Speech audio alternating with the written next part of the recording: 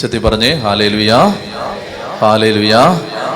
കർത്താവിൻ്റെ നാമത്തിൽ നിങ്ങളെല്ലാവരെയും ഏറ്റവും സ്നേഹത്തോടെ ഈ കൂട്ടായ്മയിലേക്ക് സ്വാഗതം ചെയ്യുന്നു. ദൈവത്തിൻ്റെ കരുണയും സഹായവും സമൃദ്ധമായി വർഷിക്കപ്പെടുന്ന ഒരു ദിവസമാണിന്ന്. നമ്മളിന്ന് പഴയ നിയമ പഠനത്തിലേക്ക് പ്രവേശിക്കുകയാണ്. നമുക്കിന്ന് പഠിക്കാനുള്ളത് ലേവ്യരുടെ പുസ്തകം 11, 12, 13, 14, 15 അധ്യായങ്ങളാണ്. പുതിയതായിട്ട് വന്നിട്ടുള്ള ആളുകൾക്ക് വേണ്ടി ലേവ്യരുടെ പുസ്തകത്തിൻ്റെ ഒരു പൊതുവായ വിഭജനം ഇങ്ങനെയാണ്. ശ്രദ്ധയോടെ ഇരിക്കുക. ലേവ്യരുടെ പുസ്തകത്തിൻ്റെ പൊതുവായ ഒരു വിഭജനം, ലേവ്യരുടെ പുസ്തകം 1 മുതൽ 7 വരെ അധ്യായങ്ങൾ വന്നിട്ടുള്ള ഒരു 5 ബലികൾ. എന്തൊക്കെയാണ് ആ ബലികൾ?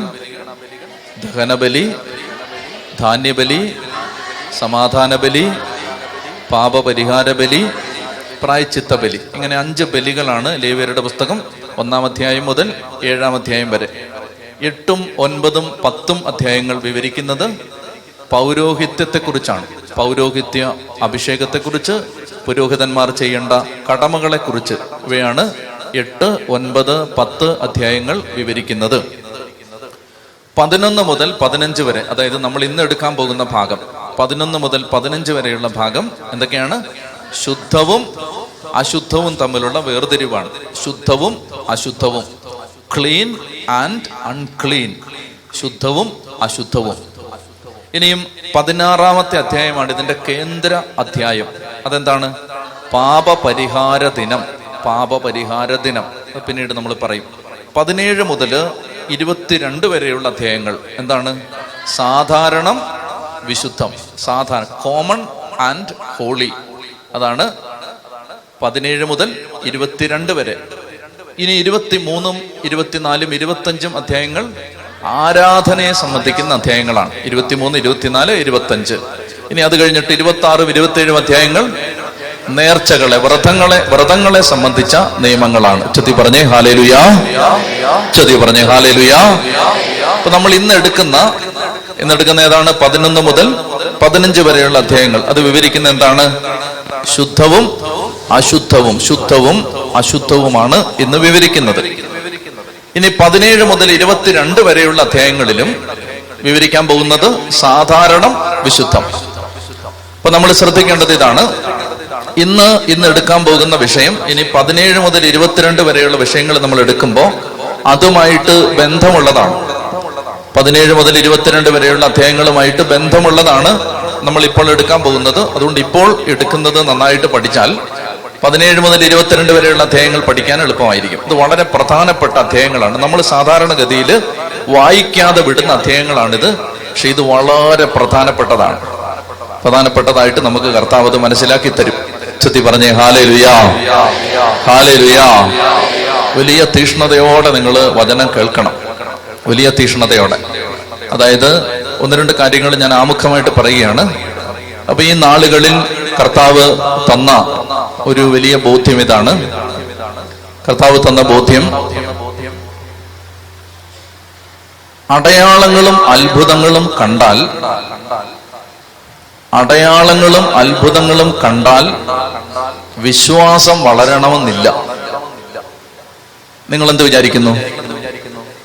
അതിനെക്കുറിച്ച് നിങ്ങൾ എന്ത് വിചാരിക്കുന്നു? എന്റെ വിചാരം ഞാൻ പറയാം. എന്റെ വിചാരം എങ്ങനെയായിരുന്നു? അടയാളങ്ങളും അത്ഭുതങ്ങളും കണ്ടാലാണ് വിശ്വാസം വളരുന്നതായിരുന്നു എന്റെ ചിന്ത. അങ്ങനെയായിരുന്നു എന്റെ വിശ്വാസം.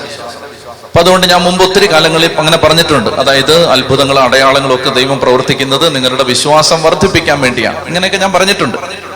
എന്നാൽ ഈ നാളുകളിൽ കൃത്യമായിട്ട് പറഞ്ഞാൽ 1 മാസം മുമ്പ് ദൈവം എന്റെ ധാരണകളെ തിരുത്തിയത് എങ്ങനെയാണ്? വിശ്വാസം അടയാളങ്ങളും അത്ഭുതങ്ങളും കണ്ടാൽ വർദ്ധിക്കണമെന്നില്ല. അപ്പൊ സ്വാഭാവികമായിട്ടും നമ്മൾ ചിന്തിച്ചുകൊണ്ടിരുന്നതിനെ ന്യായീകരിക്കാനുള്ള ഒരു വാസന നമുക്കുണ്ടല്ലോ. അപ്പൊ ഞാൻ എന്നെ ന്യായീകരിക്കുകയാണ്, കർത്താവേ അങ്ങനെ അല്ലല്ലോ. നമുക്ക് കർത്താവിനെക്കാരെ അറിയാലോ അല്ലെ? അതുകൊണ്ട് കർത്താവേ അങ്ങനെ അല്ലല്ലോ. അടയാളങ്ങളും അത്ഭുതങ്ങളും കണ്ടാൽ, ഇപ്പോ ഇവിടെ മരിച്ച ഒരാൾ എഴുന്നേറ്റാൽ അടുത്ത ആഴ്ച ഈ ധ്യാന കേന്ദ്രത്തിൽ ഇവിടെ സൂചി കുത്താൻ സ്ഥലമില്ലാത്ത ഒരാളുണ്ടാവും. ചൊല്ലി പറഞ്ഞേ ഹല്ലേലൂയാ, ഹല്ലേലൂയാ. അപ്പൊ അതാണ് എന്റെ ന്യായം. കർത്താവെ, നീ പറയുന്നതല്ല സത്യം, മറിച്ച് എന്താണ്? അത്ഭുതങ്ങളും അടയാളങ്ങളും കണ്ടാലേ വിശ്വാസം വളരൂ. ദൈവം പറഞ്ഞു തെറ്റ്. തെറ്റാണെങ്കിൽ ദൈവം പറയുന്നത് ദൈവം തെളിയിച്ചു തരും. നിങ്ങൾ ശ്രദ്ധിച്ചിരിക്കുക, ദൈവം ചില കാര്യങ്ങൾ എന്റെ മനസ്സിലേക്ക് കാണിച്ചു തരികയാണ്. അതായത് ഇസ്രായേൽ എന്നൊരു ജനതയെ പോലെ അത്ഭുതങ്ങളും അടയാളങ്ങളും കണ്ടൊരു ജനത ഭൂമുഖത്ത് ഉണ്ടായിട്ടില്ല.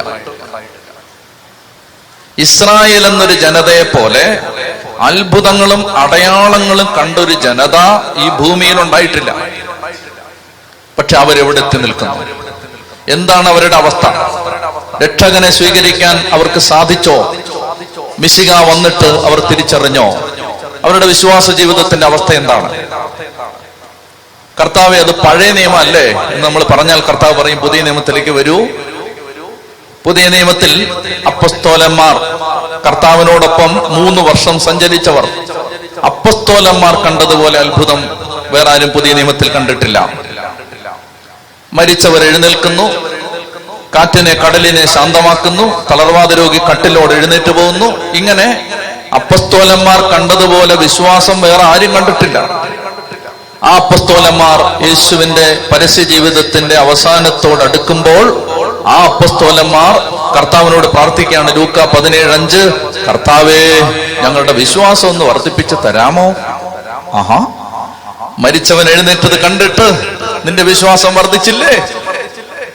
പ്രിയപ്പെട്ടവരെ, അതുകൊണ്ട് ഇത് തിരിച്ചറിയുക.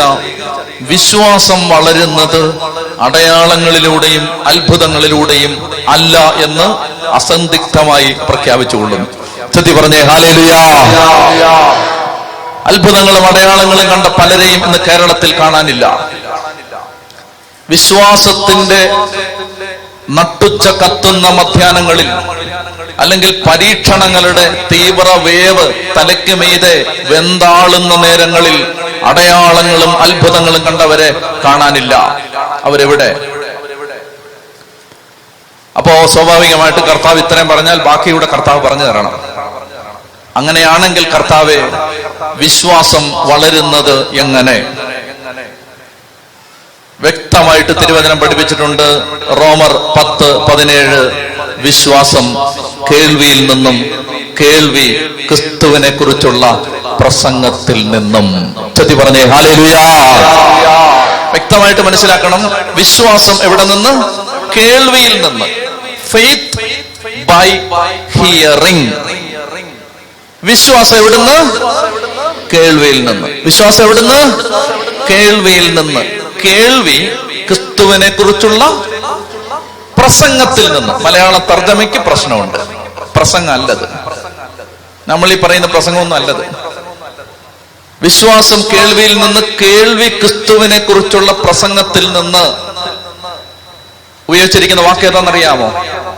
പ്രസംഗം, റേമ. ഏതാണ് വാക്ക്? റേമ. കേൾക്കുന്നുണ്ടോ ഞാൻ പറയുന്നത്?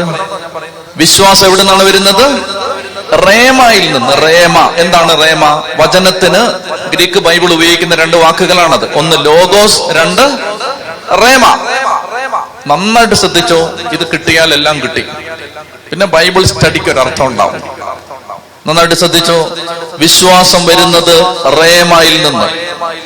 ഞാനിങ്ങനെ പറയുന്നു, ആദിയിൽ വചനം ഉണ്ടായിരുന്നു, വചനം ദൈവത്തോടു കൂടിയായിരുന്നു, വചനം ദൈവമായിരുന്നു. ആദിയിൽ എന്തുണ്ടായിരുന്നു? ഉച്ചത്തിൽ പറയണം. ആദിയിൽ എന്തുണ്ടായിരുന്നു? വചനം ദൈവത്തോട് കൂടെയായിരുന്നു, വചനം ദൈവമായിരുന്നു. ഇവിടെ നമ്മൾ ഉപയോഗിച്ച മലയാളം വാക്ക് വചനം അല്ലെ? വചനം. ഇംഗ്ലീഷിൽ പറയുകയാണെങ്കിലോ? ഇൻ ദ ബിഗിനിങ് വചനം ഉണ്ടായിരുന്നു. The beginning was the word. ഈ ആദിയിൽ വചനം ഉണ്ടായിരുന്നു. അപ്പൊ ഇംഗ്ലീഷിൽ പറഞ്ഞപ്പോ അതെന്തായി? വേർഡ്. WORD, word. മലയാളത്തിൽ വചനം, ഇംഗ്ലീഷിൽ വേർഡ്. ഗ്രീക്കിലോ ഇത് എഴുതപ്പെട്ടെ. ഗ്രീക്കിലോ ലോഗോസ്. ലോഗോസ് ഇപ്പൊ മനസ്സിലായല്ലോ. ലോഗോസ് എന്താന്ന് പിടി കിട്ടിയോ? വചനം, അതിന്റെ ഗ്രീക്കാണ് ലോഗോസ്. ശ്രദ്ധിച്ചിരിക്കണം. നമ്മളിങ്ങനെ ബൈബിള് ആദ്യം മുതൽ ഉൽപ്പത്തി മുതൽ വെളിപാട് വരെ 73 പുസ്തകങ്ങൾ 37,000-ഓളം വചനങ്ങൾ വായിച്ചു പോകുമ്പോൾ അത് മുഴുവൻ എന്താണ്? ലോഗോസ്, വചനമാണ്. വചനമല്ലേ? ലോഗോസ് ആണ്. ഇനി നന്നായിട്ട് ശ്രദ്ധിച്ചോ, എന്താണ് റേമ? അതും വചനവും തന്നെയാണ്. വിശ്വാസം വരുന്നത് ലോഗോസിൽ നിന്നല്ല, റേമയിൽ നിന്നാണ്. എന്താണ് വ്യത്യാസം? വ്യത്യാസം ഞാൻ പറഞ്ഞുതരാം. നമ്മൾ വായിച്ചു ഉൽപ്പത്തി പുസ്തകം 22-ാം അധ്യായത്തിൽ. ഇപ്പൊ വായിക്കരുത്, കേട്ടാ മതി. ഉൽപ്പത്തി പുസ്തകം 22-ാം അധ്യായത്തിൽ നമ്മൾ വായിച്ചു. എന്ത് വായിച്ചു? അബ്രഹാം ഇസഹാക്കിനെ ബലി കഴിക്കാൻ കൊണ്ടുപോയി. മോറിയ മലമുകളിലേക്ക് അബ്രഹാം ഇസഹാക്കിനെ ബലി കഴിക്കാൻ കൊണ്ടുപോയി. അപ്പൻ മകനെ ബലി കഴിക്കാൻ കൊണ്ടുപോയി. ലോഗോസ് നമ്മൾ വായിക്കുകയാണ്, വചനം വായിക്കുകയാണ്, നമ്മളിത് വായിച്ചു പോവാണ്. അങ്ങനെ അപ്പൻ മകനെ ബലി കഴിക്കാൻ കൊണ്ടുപോയിട്ട്, ഇതിന്റെ ബേസ് കുറയ്ക്കാവോ? ഭയങ്കര മുഴക്കം. ഈ അപ്പൻ മകനെ ബലി കഴിക്കാൻ വേണ്ടി കൊണ്ടുപോയിട്ട് മലമുകളിൽ എത്തിക്കഴിയുമ്പോൾ ബലിപീഠം തയ്യാറാക്കി വിറകടുക്കി, മതി, വിറകടുക്കി അതിന്റെ മീതെ ഇസഹാക്കിനെ പിടിച്ച് കിടത്തി. എല്ലാം വായിക്കുന്നല്ലേ? ലോഗോസ് എല്ലാം വായിക്കുകയാണ്. കിടത്തി, എന്നിട്ട് പിടിച്ചു കെട്ടി, കത്തിയെടുത്തു. കൊല്ലാൻ തുടങ്ങുന്ന സമയത്ത് സ്വർഗത്തിൽ നിന്നൊരു സ്വരമുണ്ടായി, മകന്റെ മേൽ കത്തി വെക്കരുത്. അപ്പൊ അബ്രഹാം ചോദിച്ചു, പിന്നെ എന്ത് ബലിയർപ്പിക്കും? പുറകോട്ട് തിരിഞ്ഞു നോക്കാൻ പറഞ്ഞു. തിരിഞ്ഞു നോക്കിയപ്പോ ഒരു മുൾച്ചെടികൾക്കിടയിൽ കൊമ്പുടക്കി കിടക്കുന്ന, മുൾച്ചെടികൾക്കിടയിൽ കൊമ്പുടക്കി കിടക്കുന്ന ഒരു മുട്ടാടിനെ കണ്ടു. അതിനെ എടുത്ത് ബലി കഴിച്ചു. ഇത്രയും നമ്മൾ വായിച്ചു. വായിച്ചെന്താണ്? ലോഗോസ്. ഇതിൽ നിന്ന് ആർക്കും വിശ്വാസം ഉണ്ടാവില്ല. ഇതിൽ നിന്ന് ആർക്കും വിശ്വാസം ഉണ്ടാവില്ല. വിശ്വാസം ഉണ്ടാവുന്നത് റേമയിൽ നിന്നാണ്. എന്താണ് റേമ? ശ്രദ്ധിച്ചോ. ഉൽപ്പത്തി 22 ഒരാള് ശ്രദ്ധിച്ച് വായിക്കുകയാണ്. ഇപ്പൊ ഒന്നും നോക്കരുത്. ഉൽപ്പത്തി 22 ഒരാള് ശ്രദ്ധിച്ച് വായിക്കുകയാണ്. ഇതേ കാര്യം വായിക്കുകയാണ്. വായിക്കുമ്പോൾ ആ വ്യക്തി ഇങ്ങനെ ചിന്തിക്കുകയാണ്, ദൈവമേ, ഈ പോയത് മോറിയ മലയിലേക്കല്ലേ? ആ മലയിലേക്ക് വേറൊരു ചെറുപ്പക്കാരൻ പോയല്ലോ. ആ മലമുകളിൽ ആ ചെറുപ്പക്കാരനെ കൊണ്ടുപോയി കിടത്തിയല്ലോ. ഇതുപോലെ കിടത്തിയല്ലോ. ആരെയാ? യേശുവിനെ ഇതുപോലെ കിടത്തിയല്ലോ. ഇതുപോലെ കിടത്തി അതേ മലയിൽ യേശുവിനെ ബലി കഴിച്ചല്ലോ. ഇതൊരാളുടെ മനസ്സിലേക്ക് വന്നു. ഇത് വ്യാഖ്യാനമാണ്, അത് മനസ്സിലേക്ക് വന്നു. ശ്രദ്ധിക്കുക. അപ്പോൾ അയാൾ കണ്ടെത്തുകയാണ്, ഇസഹാക്കിനെ ബലി കഴിക്കാതെ വെറുതെ വിട്ടു. അതിന് പകരം ആരെ ബലി കഴിച്ചു?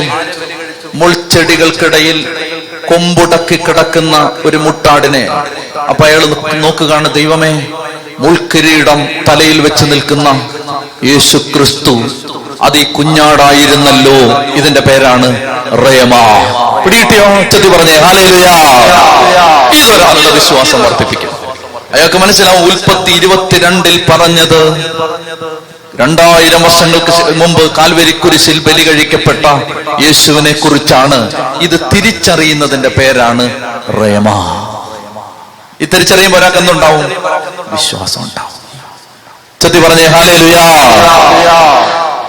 നടുവേദന മാറിയിട്ടുണ്ടായ വിശ്വാസം അടുത്ത തലവേദന വരുമ്പോ പോവും.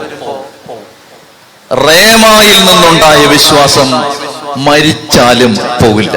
ചെത്തി പറഞ്ഞേ ഹല്ലേലൂയ. പിടികിട്ടുന്നുണ്ടോ ഞാൻ പറയുന്നത്? പിടികിട്ടുന്നുണ്ടോ? അതായത് ദൈവം പറയുകയാണ്, ശരിക്കുള്ള വിശ്വാസം വരേണ്ടത് വചനത്തിൽ നിന്നാണ്. വെറും വചനത്തിൽ നിന്നല്ല, വചനത്തിന്റെ ചുരുളഴിയുമ്പോഴാണ്. അതിന്റെ പേരാണ് റേമ. വചനത്തിന്റെ ചുരുളഴിയുമ്പോഴാണ് വിശ്വാസം ഉണ്ടാവുന്നത്. എനിക്കൊരു കാര്യം ഉറപ്പാണ്, എനിക്ക് എന്തെങ്കിലും വിശ്വാസം ഉണ്ടെങ്കിൽ അതുണ്ടായത് ഈ ചുരുളഴിഞ്ഞപ്പോഴാണ്. ചെത്തി പറഞ്ഞേ ഹല്ലേലൂയ. പ്രിയപ്പെട്ട സഹോദരങ്ങളെ, അതുകൊണ്ട് ഒരു ദുരന്തം വന്നാൽ ഞാൻ ഈ വിശ്വാസത്തിൽ നിന്ന് പോവില്ല. കാരണം എന്താണ്? എന്റെ വിശ്വാസം ഉണ്ടായത് എനിക്കുണ്ടായ സന്തോഷകരമായ അനുഭവങ്ങളിൽ നിന്നല്ല, മറിച്ച് വചനത്തിൽ നിന്നാണ്. ചൊല്ലി പറഞ്ഞേ ഹല്ലേലൂയാ. ഇതിനാണ് ബൈബിള് പഠിക്കേണ്ടത്. പിടികിട്ടുന്നുണ്ടോ? എന്തിനാ ബൈബിള് പഠിക്കേണ്ടത്? ഇത് ഇങ്ങനെ ഒരു പ്രാവ്, ദഹനബലിക്ക് കൊണ്ടുവന്ന പ്രാവിനെ ഇങ്ങനെ രണ്ട് ചിറകയിലും കൂട്ടിപ്പിടിച്ചിട്ട് രണ്ടായിട്ട് പുരോഹിതൻ വലിച്ചു കീറി, വേർപെടുത്താൻ പാടില്ല, കീറി ഇങ്ങനെ നിർത്തണം. അപ്പൊ അത് വായിക്കുന്ന സമയത്ത് ഒരാൾക്ക് തോന്നുന്നുണ്ട്, ദൈവമേ, അങ്ങനെ കീറി ഒരാള് കാൽവരി കുരിശിൽ നിന്നല്ലോ, അപ്പൊ ഈ പ്രാവ് യേശു ആയിരുന്നല്ലോ. ഇതിന്റെ പേരാണ് റേമാ. പിടിയിട്ടുന്നുണ്ടോ? ഇത് വിശ്വാസം വർദ്ധിപ്പിക്കും. ചൊല്ലി പറഞ്ഞേ ഹല്ലേലൂയാ, ഹല്ലേലൂയാ. അപ്പൊ അതുകൊണ്ടാണ് നമ്മൾ ഇതെല്ലാം പഠിക്കേണ്ടത്. എന്തിനാണ് വചനം പഠിക്കേണ്ടത്? ഇത് ചൈറസമാണ്, ഇത് ക്ലേശമാണ്. പക്ഷെ ഇത് പഠിച്ചാൽ എന്താ സംഭവിക്കാൻ പോണെന്നറിയാമോ? ഒരു കൊടുങ്കാറ്റിനും ഒരു ചുഴലിക്കാറ്റിനും ഒരു ഭൂകമ്പത്തിനും ഒരു അഗ്നിബാധയ്ക്കും ഒരു പ്രളയത്തിനും ഒരു മരണത്തിനും തകർക്കാൻ പറ്റാത്ത ആഴമുള്ളൊരു വിശ്വാസത്തിന്റെ വേര് നിങ്ങളുടെ ചങ്കിനകത്തേക്ക് ഇങ്ങനെ ആഴങ്ങളിലേക്ക് പൊക്കൊണ്ടിരിക്കും. ഈ വചനം പഠിക്കുന്നതനുസരിച്ച് ശരിക്കും വചനം പഠിച്ചാൽ നമ്മൾ വിശ്വാസികളായിട്ട് മാറും. ഇതായിരുന്നു ആദിമ സഭയുടെ വിശ്വാസം. അവർക്ക് വചനം അറിയാമായിരുന്നു. കാലാന്തരത്തിൽ എന്ത് സംഭവിച്ചു? ബൈബിൾ വായിക്കാതായി, വേദപുസ്തകം അറിയാൻ പാടില്ല. വെറുതെ കുറെ വചനം കാണാതെ പഠിക്കാനല്ല പറയുന്നത്, മറിച്ച് അതിന്റെ കർത്താവ് പരിശുദ്ധാത്മാവ് ഉദ്ദേശിച്ച കാര്യങ്ങളിലേക്ക് പോകണം. അങ്ങനെ പോയാൽ വിശ്വാസം വളരും. ചൊല്ലി പറഞ്ഞേ ഹല്ലേലൂയാ, ഹല്ലേലൂയാ. അതുകൊണ്ട് പ്രിയപ്പെട്ട സഹോദരങ്ങളെ, നമ്മൾ വളരെ ശ്രദ്ധിച്ച് പഠിക്കണം. ഞാനിപ്പോൾ ഈ 11 മുതൽ 15 വരെയുള്ള അധ്യായങ്ങൾ, അതിന്റെ കീവേഡ് എടുത്തു. ലേവ്യർ 10:10, ലേവ്യർ 10:10, 8 മുതൽ വായിച്ചു. അപ്പൊ വ്യക്തത കിട്ടും. ലേവ്യരുടെ പുസ്തകം 10-ാം അധ്യായം 8 മുതൽ. കർത്താവ് അഹറോനോട് പറഞ്ഞു, നീയും പുത്രന്മാരും സമാഗമ കൂടാരത്തിലേക്ക് പോകുമ്പോൾ വീഞ്ഞോ ലഹരി സാധനങ്ങളോ കുടിക്കരുത്. കുടിച്ചാൽ നിങ്ങൾ മരിക്കും.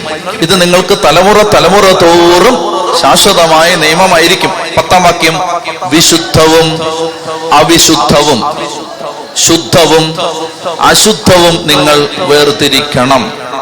വിശുദ്ധവും അവിശുദ്ധവും, അതാണ് ഹോളി ആൻഡ് കോമൺ, വിശുദ്ധവും സാധാരണവും. മറ്റേതാണ് ക്ലീൻ ആൻഡ് അൺക്ലീൻ, ശുദ്ധവും അശുദ്ധവും. വിശുദ്ധവും അവിശുദ്ധവും ശുദ്ധവും അശുദ്ധവും നിങ്ങൾ വേർതിരിക്കണം. ഇത് പിടികിട്ടിയോ? ശുദ്ധവും അശുദ്ധവും. ക്ലീൻ എന്തൊക്കെയാണ് ക്ലീൻ, എന്തൊക്കെയാണ് അൺക്ലീൻ, എന്തൊക്കെയാണ് വിശുദ്ധം, എന്തൊക്കെയാണ് അശുദ്ധം, ഇത് നമ്മൾ അറിയണം. ഇത് പഴയ നിയമത്തിലെ നിയമമാണ്. അപ്പൊ നമ്മൾ ചിന്തിക്കും, ഇത് വായിക്കുമ്പോൾ ഒരു വ്യക്തി ചിന്തിക്കും, പുതിയ നിയമത്തിൽ നിൽക്കുന്ന ഒരു വ്യക്തി ഇങ്ങനെ ചിന്തിക്കും, കർത്താവേ, ഞാൻ എന്തിനാണ് ഇതൊക്കെ വായിക്കേണ്ടത്? നമ്മൾ എന്താ വായിക്കാൻ പോകുന്നതെന്നറിയാമോ? നിങ്ങള് ഒട്ടകത്തിന്റെ ഇറച്ചി തിന്നരുത്, മുയലിന്റെ ഇറച്ചി തിന്നരുത്, കുഴിമുയലിന്റെ ഇറച്ചി തിന്നരുത്, പന്നിയുടെ ഇറച്ചി തിന്നരുത്, ചെതുമ്പലുള്ള ജീവികളുടെ ജീവികളുടെ മാത്രമേ മാംസം അത് ഭക്ഷിക്കാവൂ, അതിനെ മാത്രമേ ഭക്ഷിക്കാവൂ, പരുന്തിനെ തിന്നരുത്, പ്രാപ്പിടിയനെ തിന്നരുത്, കാക്ക, ഒട്ടകപ്പക്ഷി, ആനത്ത്, കടൽപ്പാത്ത, ചങ്ങാല്, പരുന്ത്, മൂങ്ങ, നീർക്കാക്ക, കൂമൻ, അരയന്നൻ, ഞാറപ്പക്ഷി, കരിങ്കഴുകൻ, കൊക്ക്, എരണ്ട, കാട്ടുകോഴി, നരിച്ചീർ തിന്നരുത്. അയ്യേ, ഇതൊക്കെ എന്തിനാ പഠിക്കുന്നത്? അതാ ഞാൻ പറയാൻ പോകുന്നത്. ഇത് എന്തിനാ പഠിക്കുന്നത്? ഇത് ബാധകമാണോ? ഞാൻ പന്നി തിന്നുന്ന ആളാണ്, ഇത് നമുക്ക് ബാധകമാണോ? അല്ല. പിന്നെന്തിനത് പഠിക്കണം? അത് പറയാം. നാം പിന്നെ പഠിക്കണ്ടല്ലോ, വിട്ടേക്കാം. അത് പറയാം. ഇത് ശ്രദ്ധിച്ചിരിക്കണം. അതാണ് നമ്മൾ ഇന്ന് ഈ ആദ്യ ഭാഗത്ത് ശ്രദ്ധിക്കാൻ പോകുന്നത്. എന്തിനാണ് നമ്മൾ ഇതെല്ലാം പഠിപ്പിക്കുന്നത്? അപ്പൊ ഈ നിയമങ്ങളെ കുറിച്ച് പഠിക്കുമ്പോൾ ഒരു 5-6 കാര്യങ്ങൾ പറഞ്ഞിട്ട് നമ്മൾ ആ നിയമങ്ങളിൽ ചിലത് കാണും, എന്നിട്ട് നമ്മൾ പോകും. അതാണ് ഇന്നത്തെ രീതി. ഒന്നാമത്തെ കാര്യം, ദൈവം ഈ നിയമങ്ങളെല്ലാം തരുമ്പോ ദൈവം പറയുകയാണ്, ഒട്ടകത്തെ തിന്നരുത്, കുഴിമുയലിനെ തിന്നരുത്, മുയലിനെ തിന്നരുത്, പന്നിയെ തിന്നരുത്. ആദ്യ ഭാഗത്ത്. അപ്പൊ നമ്മൾ കർത്താവിനോട് ചോദിക്കുകയാണ്, കർത്താവേ, വൈ? റീസൺ പറയൂ. ഒന്നാമത്തെ കാര്യം ഇതാണ്. 613 നിയമങ്ങളുണ്ട് ഇതിനകത്ത്. ഒരു നിയമത്തിനും ദൈവം ആരോടും ഒരു റീസണും പറഞ്ഞിട്ടില്ല. മനസ്സിലായി? ഇതിന് റീസൺ ഇല്ല. എന്തുകൊണ്ട് ഒട്ടകപ്പക്ഷിയെ തിന്നൂടാ? റീസൺ ഇല്ല, തിന്നണ്ട. ആഹാ, ദൈവിക നിയമങ്ങളെ കുറിച്ചുള്ള ഒരു പ്രിൻസിപ്പിൾ ഇതിനകത്ത് നമുക്ക് കിട്ടുകയാണ്. അതായത് ദൈവമേ, എന്തുകൊണ്ട് ഞങ്ങൾ ഇത് അനുസരിക്കണം? എന്തുകൊണ്ട് മാതാപിതാക്കളെ അനുസരിക്കണം? റീസൺ ഒന്നുമില്ല. ദൈവിക നിയമങ്ങളുടെ പ്രത്യേകത ദൈവം പറഞ്ഞതുകൊണ്ട് അനുസരിക്കണം. ഇപ്പൊ ഒരു കുട്ടി വന്നിട്ട് പറയാണ്, അമ്മ എനിക്ക് ബാർബി വേണം, എനിക്ക് ബാർബി വേണം. അപ്പൊ അമ്മ പറയാണ്, മോനെ ബാർബി ഇല്ല. അപ്പൊ ഈ കുട്ടി ചോദിക്കണം, എന്തുകൊണ്ട് എനിക്ക് വാങ്ങിച്ചു തന്നൂടാ? ഈ കുട്ടി എന്താണ് ചോദിക്കുന്നത്? റീസൺ. എന്തുകൊണ്ട് എനിക്ക് വാങ്ങിച്ചു ബാർബി? എന്തുകൊണ്ട് എനിക്ക് വാങ്ങിച്ചു തന്നു? അല്ല, എനിക്കിപ്പോ ഐസ്ക്രീം വേണം. അപ്പൊ അമ്മ പറയാണ്, ഐസ്ക്രീം ഇപ്പൊ ഇല്ല. എന്തുകൊണ്ടില്ല? പറയൂ, എന്തുകൊണ്ടില്ല? അപ്പൊ അമ്മ പറയാണ്, പപ്പ പറഞ്ഞു വേണ്ടാന്ന്. അത്രേ ഉള്ളൂ. പിടികിട്ടിയോ? പപ്പ പറഞ്ഞു വേണ്ട. ഒന്നാമത്തെ കാര്യം ഇതാണ്, ദൈവിക നിയമങ്ങളെ നമ്മൾ അനുസരിക്കുന്നത് അപ്പൻ അങ്ങനെ പറഞ്ഞിട്ടുണ്ട്, അതുകൊണ്ട് അനുസരിക്കുന്നു. റീസൺ ഒന്നുമില്ല. പറഞ്ഞേ ഹല്ലേലൂയാ. ദൈവം തന്റെ മക്കളിൽ നിന്ന് ആഗ്രഹിക്കുന്നത് ഈ ട്രസ്റ്റാണ്, ഈ വിശ്വാസം. അതായത് അപ്പൻ നിന്നെ തെറ്റിക്കില്ല, തളർത്തില്ല, നശിപ്പിക്കില്ല, നിന്നെ കുഴിച്ചു മൂടില്ല, നിന്നെ രക്ഷപ്പെടുത്തുക മാത്രമേ ഉള്ളൂ. അന്ധമായിട്ട് ദൈവത്തിന്റെ വചനത്തെ വിശ്വസിക്കുകയും സ്വീകരിക്കുകയും ചെയ്യണം എന്നതിന്റെ ഒരു മാനദണ്ഡമാണ്, ഒരു പ്രിൻസിപ്പിളാണ്. ദൈവവചനം പറയുകയാണ്, ഇതിനൊന്നും ഒരു കാരണവും ഇല്ല. ഉദാഹരണം പറഞ്ഞാൽ ഇനി കുറെ നിയമങ്ങളൊക്കെ വരുമ്പോഴേ ഭയങ്കര രസമാണ്. അതിനൊന്നും ഒരു റീസൺ ഇല്ല. എന്തെങ്കിലും പറയുമ്പോൾ അതിന്റെ ഒരു ന്യായം വേണ്ടേ? ന്യായമൊന്നുമില്ല, അനുസരിച്ചോളൂ. ചതി പറഞ്ഞേ ഹല്ലേലൂയാ, ഹല്ലേലൂയാ. ഉദാഹരണത്തിന്, തോട്ടത്തിന്റെ നടുവിൽ നിൽക്കുന്ന നന്മ തിന്മകളുടെ അറിവിന്റെ വൃക്ഷത്തിൽ നിന്ന് നീ പഴം പറിച്ച് തിന്നരുത്. എന്താ തിന്നരുത്? എന്താ ഇപ്പൊ തിന്നരുത്? റീസൺ പറയൂ. റീസൺ ഇല്ല. Blind obedience. പറ്റുമോ നിങ്ങൾക്ക്? നിങ്ങൾക്ക് ജീവിതം രക്ഷപ്പെടണമെന്ന് ആഗ്രഹമുണ്ടോ? എത്ര പേർക്ക് ആഗ്രഹമുണ്ട്? അതിനുള്ള കണ്ടീഷനാണ് ഇത്. ചോദ്യം ചെയ്യാതെ കർത്താവിനെ അനുസരിച്ചോണം. ചോദ്യം ചെയ്യാതെ. ദൈവം ഒരു കാര്യം പറയാണ്, ഇന്നില്ല, ഫൈൻ, എന്നില്ല. ചോദ്യം ചെയ്യാതെ കർത്താവിനെ അനുസരിക്കണം. ചൊല്ലി പറഞ്ഞേ ഹല്ലേലൂയാ, ഹല്ലേലൂയാ, ഹല്ലേലൂയാ. രണ്ടാമത്തേത്, എന്ന കാരണം കർത്താവ്, ഈ നിയമങ്ങൾക്കൊന്നും കർത്താവ് കാരണം പറഞ്ഞിട്ടില്ല. പക്ഷേ നിയമം പാലിച്ചാൽ അനുഗ്രഹം പറഞ്ഞിട്ടുണ്ട്, തെറ്റിച്ചാൽ ശിക്ഷയും പറഞ്ഞിട്ടുണ്ട്. അതാണ് ഈ നിയമങ്ങളുടെ വേറൊരു പ്രത്യേകത. കാരണം പറഞ്ഞിട്ടുമില്ല, ഇത് തെറ്റിച്ചാൽ നല്ല ശിക്ഷയും തരും. കാരണം പറഞ്ഞ ഉദാഹരണത്തിന് ലേവ്യരുടെ പുസ്തകം 26-ാം അധ്യായത്തിൽ ഈ നിയമങ്ങൾ പാലിച്ചാൽ കിട്ടുന്ന അനുഗ്രഹങ്ങളെ പറ്റി പറയുന്നു. ലേവ്യരുടെ പുസ്തകം 26-ാം അധ്യായത്തിൽ ഈ നിയമങ്ങൾ പാലിച്ചാൽ കിട്ടുന്ന അനുഗ്രഹങ്ങളെ പറ്റി പറയുന്നു. അതിന്റെ താഴെയായിട്ട് തെറ്റിച്ചാൽ കിട്ടുന്ന ശിക്ഷയെ പറ്റി പറയുന്നു. എന്തൊക്കെയാണ് ശിക്ഷ കിട്ടാൻ സാധ്യത ഉണ്ടായിരുന്നത്? ഞാൻ നേരത്തെ പറഞ്ഞാണ്. ഈ നിയമങ്ങൾ, ലേവ്യരുടെ പുസ്തകത്തിലെ നിയമങ്ങൾ തെറ്റിച്ചാൽ എന്തൊക്കെയാണ് ശിക്ഷ കിട്ടാനിരുന്നത്? ഒന്ന്, അയാൾക്ക് അയാളുടെ വീട് നഷ്ടപ്പെടും. 2, അയാൾക്ക് അയാളുടെ ദേശം നഷ്ടപ്പെടും. 3, അയാൾക്ക് അയാളുടെ ജീവൻ നഷ്ടപ്പെടും. വീട്, നാട്, ജീവൻ. ഈ പറയുന്ന നിയമങ്ങളിൽ 613 നിയമങ്ങളിൽ 15 നിയമങ്ങൾ തെറ്റിച്ചാൽ അതിനുള്ള ശിക്ഷ വധശിക്ഷയാണ്, ക്യാപിറ്റൽ പണിഷ്മെന്റ്. അപ്പോ ഈ നിയമങ്ങൾക്കൊരു കാരണം പറഞ്ഞിട്ടില്ല. ഈ നിയമങ്ങൾ പാലിച്ചാൽ അനുഗ്രഹം പറഞ്ഞിട്ടുണ്ട്, തെറ്റിച്ചാൽ ശിക്ഷ പറഞ്ഞിട്ടുണ്ട്. ഇനി നിങ്ങൾ ഇങ്ങോട്ട് ശ്രദ്ധിച്ചേ. ഉൽപ്പത്തി, പുറപ്പാട്, ലേവ്യർ, സംഖ്യ, നിയമാവർത്തനം. ഞാൻ ഈ ബൈബിൾ സ്റ്റഡിയുടെ ലൈവ് വിടുന്ന് നിർത്തി. എന്താണെന്നറിയാമോ? ടോയ്ലറ്റൊക്കെ ഇരുന്ന് കേൾക്കുക ഇത്, അതുകൊണ്ട് നിർത്തി. മനസ്സിലായോ? അതായത് ഇതിന് വില കൊടുക്കുന്നവർ ഇത് പഠിച്ചാൽ മതി എന്നാണ് എന്റെ അഭിപ്രായം. ചതി പറഞ്ഞേ ഹല്ലേലൂയാ, ഹല്ലേലൂയാ. അതായത് കൃത്യമായിട്ട് കർത്താവ് 2 വ്യക്തികളിലൂടെ ഒരേ കാര്യം സംസാരിച്ചു. അതെനിക്ക് സത്യമാണെന്ന് തോന്നി. എന്തെന്നറിയാമോ? അതായത് ഇത് ദൈവവചനമാണ്. ഇതിനെ അങ്ങ് ചവിട്ടിത്തേക്കാൻ ഇട്ട് കൊടുക്കരുത്. മനസ്സിലാവുന്നുണ്ടോ? ഇത് പഠിക്കേണ്ടവൻ വില കൊടുക്കട്ടെ. ചെത്തി പറഞ്ഞേ ഹല്ലേലൂയാ, ഹല്ലേലൂയാ. അതായത് ഇത് പഠിപ്പിക്കണം, പക്ഷെ ഇത് പഠിക്കേണ്ടവന് ഒരു വില, അതായത് ഇത് കക്കൂസിലിരുന്ന് കേൾക്കാനുള്ളതല്ല. എന്നോട് ക്ഷമിക്കണം അങ്ങനെ ഞാൻ പറയുന്നത്. എന്ന് പറഞ്ഞാൽ ഇതിന് ഒരു പവിത്രതയുണ്ട്. ഇത് കർത്താവിന്റെ വചനമാണ്. നിങ്ങൾക്ക് ശരിയാന്ന് തോന്നില്ല ഇപ്പൊ കേൾക്കുമ്പോ? നിങ്ങൾക്ക് തോന്നുമല്ലേ? നിങ്ങൾ വന്നുകൊണ്ട് വീട്ടിൽ ഇരുന്ന് നിങ്ങളുടെ കട്ടിയോനത് തോന്നിയിട്ടില്ല.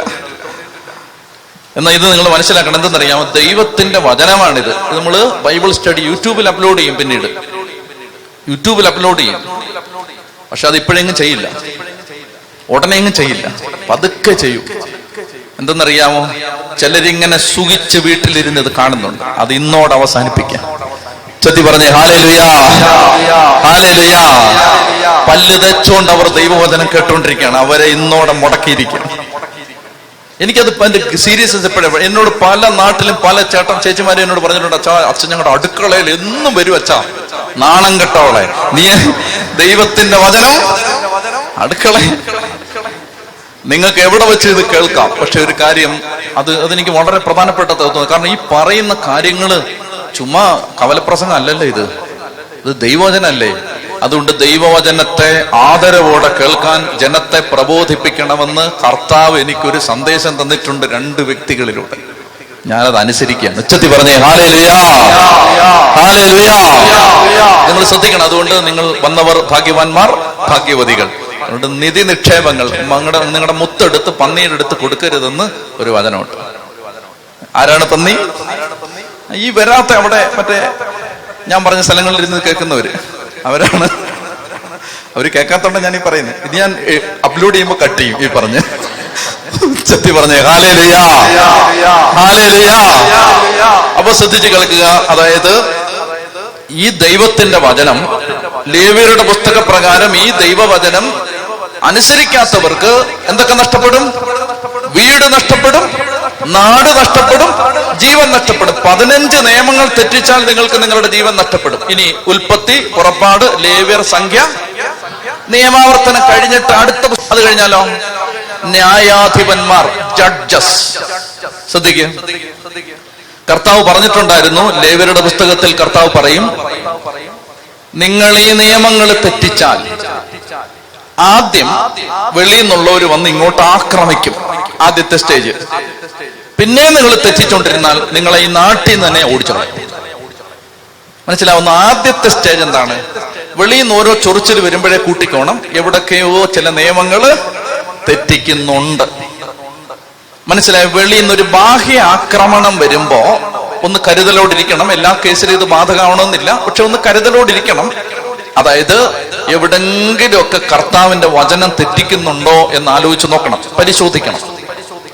കർത്താവ് പറഞ്ഞു, നിങ്ങൾ ഈ നിയമങ്ങൾ 613 നിയമങ്ങൾ, 10 കൽപ്പനകളും 613 നിയമങ്ങളും നിങ്ങൾ തെറ്റിച്ചാൽ എന്താ സംഭവിക്കാൻ പോകുന്ന? ആദ്യത്തെ സ്റ്റേജിൽ വെളിയിൽ നിന്നുള്ളവർ വന്ന് ആക്രമിക്കും. അതാണ് ന്യായാധിപന്മാരുടെ പുസ്തകം മുഴുവൻ. മിദ്യാൻകാര് വന്നാക്രമിച്ചു, അമലേക്കര് വന്നാക്രമിച്ചു, ഫിലിസ്തീര് വന്നാക്രമിച്ചു. നീ ഇവിടെ തന്നെ വീട്ടിൽ തന്നെ നിനക്ക് നിൽക്കാം, പക്ഷെ വെളിയിൽ നിന്ന് ഇങ്ങനെ ആക്രമണം വന്നുകൊണ്ടിരിക്കും. ഓരോരുത്തർ വഴിയെ പോകുന്നവരെല്ലാം കയറി ചൊറിഞ്ഞിട്ട് പോകും. എന്നാൽ ശ്രദ്ധിക്കുക, നീ വീണ്ടും വചനം തെറ്റിച്ചുകൊണ്ടിരുന്നാൽ ഈ ദേശത്തുനിന്ന് തന്നെ നിന്നെ ഞാൻ ഓടിക്കും. അതാണ് ബാബിലോൺ അടിമത്തം. മനസ്സിലാവുന്നു? ഇതെല്ലാം സത്യമായിട്ട് ചരിത്രത്തിൽ നിറവേറിയതാണ്. അതുകൊണ്ട് ഇതെല്ലാം പഠിക്കണം. രണ്ടാമത്തെ കാരണം ചെത്തി പറഞ്ഞേ ഹല്ലേലൂയാ, ഹല്ലേലൂയാ.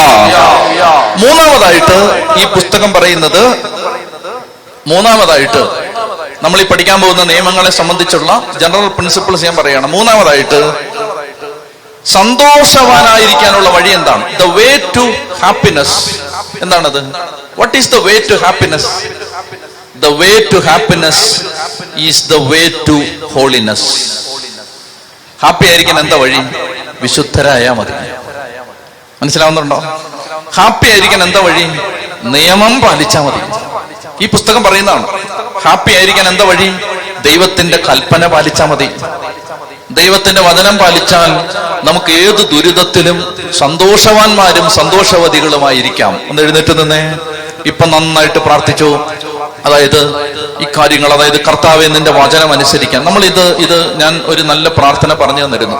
നല്ലൊരു പ്രാർത്ഥനയുണ്ട്. എന്തെന്നറിയാമോ?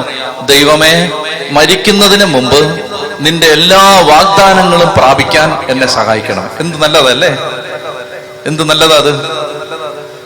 ദൈവമേ, മരിക്കുന്നതിന് മുമ്പ് നിന്റെ എല്ലാ വാഗ്ദാനങ്ങളും പാലിക്കാൻ എന്നെ സഹായിക്കണമേ. ആ പ്രാർത്ഥനയുടെ ആദ്യ ഭാഗമാണത്. പ്രാർത്ഥനയുടെ രണ്ടാം ഭാഗം, ദൈവമേ, മരിക്കുന്നതിന് മുമ്പ് നിന്റെ എല്ലാ കൽപ്പനകളും അനുസരിക്കാനും എന്നെ പഠിപ്പിക്കണമേ. അയ്യോ, അത് വേണ്ട അല്ലേ? ദൈവമേ, മരിക്കുന്നതിന് മുമ്പ് നിന്റെ എല്ലാ വാഗ്ദാനങ്ങളും പ്രാപിക്കാൻ എന്നെ സഹായിക്കണമേ. മരിക്കുന്നതിന് മുമ്പ് നിന്റെ എല്ലാ കൽപ്പനകളും പാലിക്കാനും എന്നെ സഹായിക്കണമേ. നമുക്ക് ഈ ദിവസം കർത്താവിനോട് അത് പ്രാർത്ഥിക്കാം. ദൈവമേ, വാഗ്ദാനങ്ങളെല്ലാം പ്രാപിക്കണം. എന്തെല്ലാം വാഗ്ദാനങ്ങളാണ്! ക്ലേശകാലത്ത് അവിടുന്ന് എനിക്ക് അവിടുത്തെ ആലയത്തിൽ അഭയം നൽകും. അവിടുന്ന് എന്നെ അവിടുത്തെ കൂടാരത്തിൽ മറച്ചുകൊള്ളും. അവിടുന്ന് എന്റെ ശിരസ് ഉയർത്തി നിർത്തും. അവിടുന്ന് എന്നെ പാറമേൽ നിർത്തും. വാഗ്ദാനമല്ലേ? എല്ലാം പ്രാപിക്കണം. എന്തെല്ലാം വാഗ്ദാനങ്ങളാണ് ബൈബിൾ മുഴുവൻ. വീരയോദ്ധാവിനെ പോലെ കർത്താവ് നിന്റെ വലതു ഭാഗത്തുണ്ട്, അതിനാൽ നിന്റെ ശത്രുക്കളുടെ കാലിടറും. ആയിരക്കണക്കിന് വാഗ്ദാനങ്ങൾ ദൈവം തന്നിട്ടുണ്ട്. അതെല്ലാം പ്രാപിക്കാൻ ദൈവമേ സഹായിക്കണമേ. രണ്ടാമത്തേത് എന്താണ്? നീ അരുളി ചെയ്ത കൽപ്പനകളെല്ലാം അനുസരിക്കാനും എന്നെ സഹായിക്കണമേ. നന്നായിട്ടൊന്ന് ആഗ്രഹിച്ച് ശക്തമായിട്ട് ദൈവം ഇടപെടും. കരങ്ങൾ സ്വർഗത്തിലേക്ക് ഉയർത്ത് നന്നായിട്ട് കണ്ണടച്ച് ആരെ ശ്രദ്ധിക്കാതെ അല്പസമയം സ്വതന്ത്രമായിട്ട് കർത്താവിനെ സ്തുതിച്ച് ഹല്ലേലൂയ ഹല്ലേലൂയ ഹല്ലേലൂയ ശക്തിയോടെ സ്തുതിക്കട്ടെ, അതരം തുറന്ന് സ്തുതിക്കട്ടെ. Hallelujah hallelujah hallelujah hallelujah hallelujah hallelujah hallelujah hallelujah hallelujah hallelujah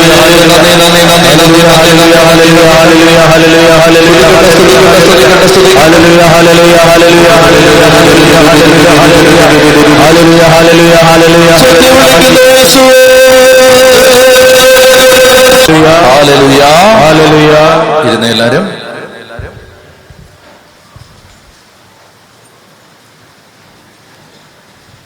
സന്തോഷത്തിന്റെ മാർഗം എന്താണ്?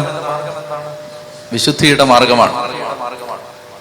അടുത്തത് ഒരു പ്രധാനപ്പെട്ട വചനം എടുക്കണം. 2 തിമോത്തി 3-ാം അധ്യായം 2 തിമോത്തി 3-ാം അധ്യായം 15 മുതൽ 17 വരെ വാക്യങ്ങൾ. 2 തിമോത്തി 3-ാം അധ്യായം 15 മുതൽ 17 വരെ വാക്യങ്ങൾ. 2 തിമോത്തി 3-ാം അധ്യായം 15 മുതൽ 17 വരെ വായിച്ചേ. യേശുക്രിസ്തുവിലുള്ള വിശ്വാസത്തിലൂടെ രക്ഷ പ്രാപിക്കുന്നതിന് നിന്നെ ജ്ഞാനിയാക്കുന്ന വിശുദ്ധ ലിഖിതം നീ ബാല്യം മുതലേ പഠിച്ചറിഞ്ഞിട്ടുള്ളതാണല്ലോ. വിശുദ്ധ ലിഖിതമെല്ലാം ദൈവനിവേശിതമാണ്. അവ പ്രബോധനത്തിനും ശാസനത്തിനും തെറ്റ് തിരുത്തലിനും നീതിയിലുള്ള പരിശീലനത്തിനും ഉപകരിക്കുന്നു. ഇതുവഴി ദൈവഭക്തനായ മനുഷ്യൻ പൂർണ്ണത കൈവരിക്കുകയും എല്ലാ നല്ല പ്രവൃത്തികളും ചെയ്യുന്നതിന് പര്യാപ്തനാവുകയും ചെയ്യുന്നു. ഒന്നുകൂടെ വായിച്ചേ. യേശുക്രിസ്തുവിലുള്ള വിശ്വാസത്തിലൂടെ രക്ഷ പ്രാപിക്കുന്നതിന് നിന്നെ ജ്ഞാനിയാക്കുന്ന വിശുദ്ധ ലിഖിതങ്ങൾ നീ ബാല്യം മുതലേ പഠിച്ചറിഞ്ഞിട്ടുള്ളതാണല്ലോ. ഒന്നുകൂടെ വായിക്കാമോ? യേശുക്രിസ്തുവിലുള്ള വിശ്വാസത്തിലൂടെ രക്ഷ പ്രാപിക്കുന്നത്. അപ്പൊ രക്ഷ പ്രാപിക്കുന്ന എങ്ങനെയാ? യേശുക്രിസ്തുവിലുള്ള വിശ്വാസത്തിലൂടെ രക്ഷ പ്രാപിക്കുന്നതിന് നിന്നെ ജ്ഞാനിയാക്കുന്ന. അപ്പൊ വിശുദ്ധ ലിഖിതങ്ങൾ നിന്നെ എന്താക്കും?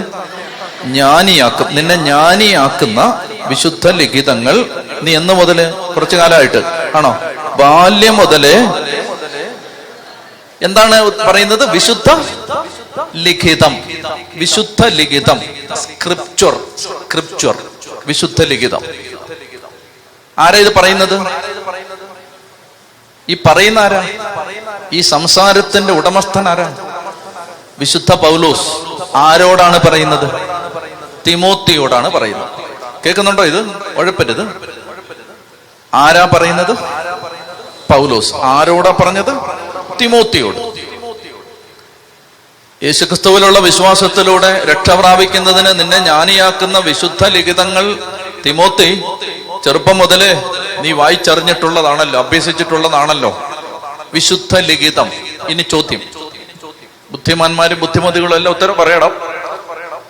വിശുദ്ധ ലിഖിതങ്ങൾ, തിരുവെഴുത്തുകൾ എന്ന് പൗലോസ് ഉദ്ദേശിക്കുന്നത്, ഇവിടെ ഉദ്ദേശിക്കുന്നത് പുതിയ നിയമമാണോ പഴയ നിയമമാണോ? ഇവിടെ തിമോത്തിക്ക് എഴുതുമ്പോൾ പുതിയ നിയമം എഴുതപ്പെട്ട് വരുന്നതേ ഉള്ളൂ, ഇതുപോലെ പുസ്തകമായിട്ട് ലഭ്യമല്ല. അന്ന് പുതിയ നിയമം എഴുതപ്പെടുന്ന കാലമാണ്, പുതിയ നിയമത്തിലെ പുസ്തകങ്ങൾ എഴുതപ്പെടുന്ന കാലമാണ്. അന്ന് വിശുദ്ധ ലിഖിതങ്ങൾ എന്ന് പറഞ്ഞാൽ യഹൂദന്റെ പഴയ നിയമം മാത്രമേ ഉള്ളൂ. ശ്രദ്ധിക്കണം, പഴയ നിയമം വേണോ വായിക്കണോ എന്നൊക്കെ ചോദിക്കുന്നവർക്കുള്ള മറുപടിയാണ് വിശുദ്ധ ലിഖിതങ്ങൾ എന്ന് പൗലോസ് ഉദ്ദേശിക്കുന്നത് പുതിയ നിയമം അല്ല. ഇവിടെ എന്താണ്? പഴയ നിയമം. ഇനി വായിക്കണം, പഴയ നിയമത്തെ കുറിച്ചാണ് ഈ പറയുന്നത്. ഇനി വായിച്ചേ, യേശുക്രിസ്തുവിലുള്ള വിശ്വാസത്തിലൂടെ രക്ഷ പ്രാപിക്കുന്നതിന് നിന്നെ ജ്ഞാനിയാക്കുന്ന പഴയ നിയമം നീ ബാല്യം മുതലേ പഠിച്ചറിഞ്ഞിട്ടുള്ളതാണല്ലോ. ഇനി വായിച്ചേ, വിശുദ്ധ ലിഖിതമെല്ലാം. അപ്പൊ ലേവ്യരുടെ പുസ്തകം ദൈവനിവേശിതാണോ? അതെ, അതെ അല്ലേ. വിശുദ്ധ ലിഖിതമെല്ലാം ദൈവനിവേശിതമാണ്. അവ എന്തൊക്കെ?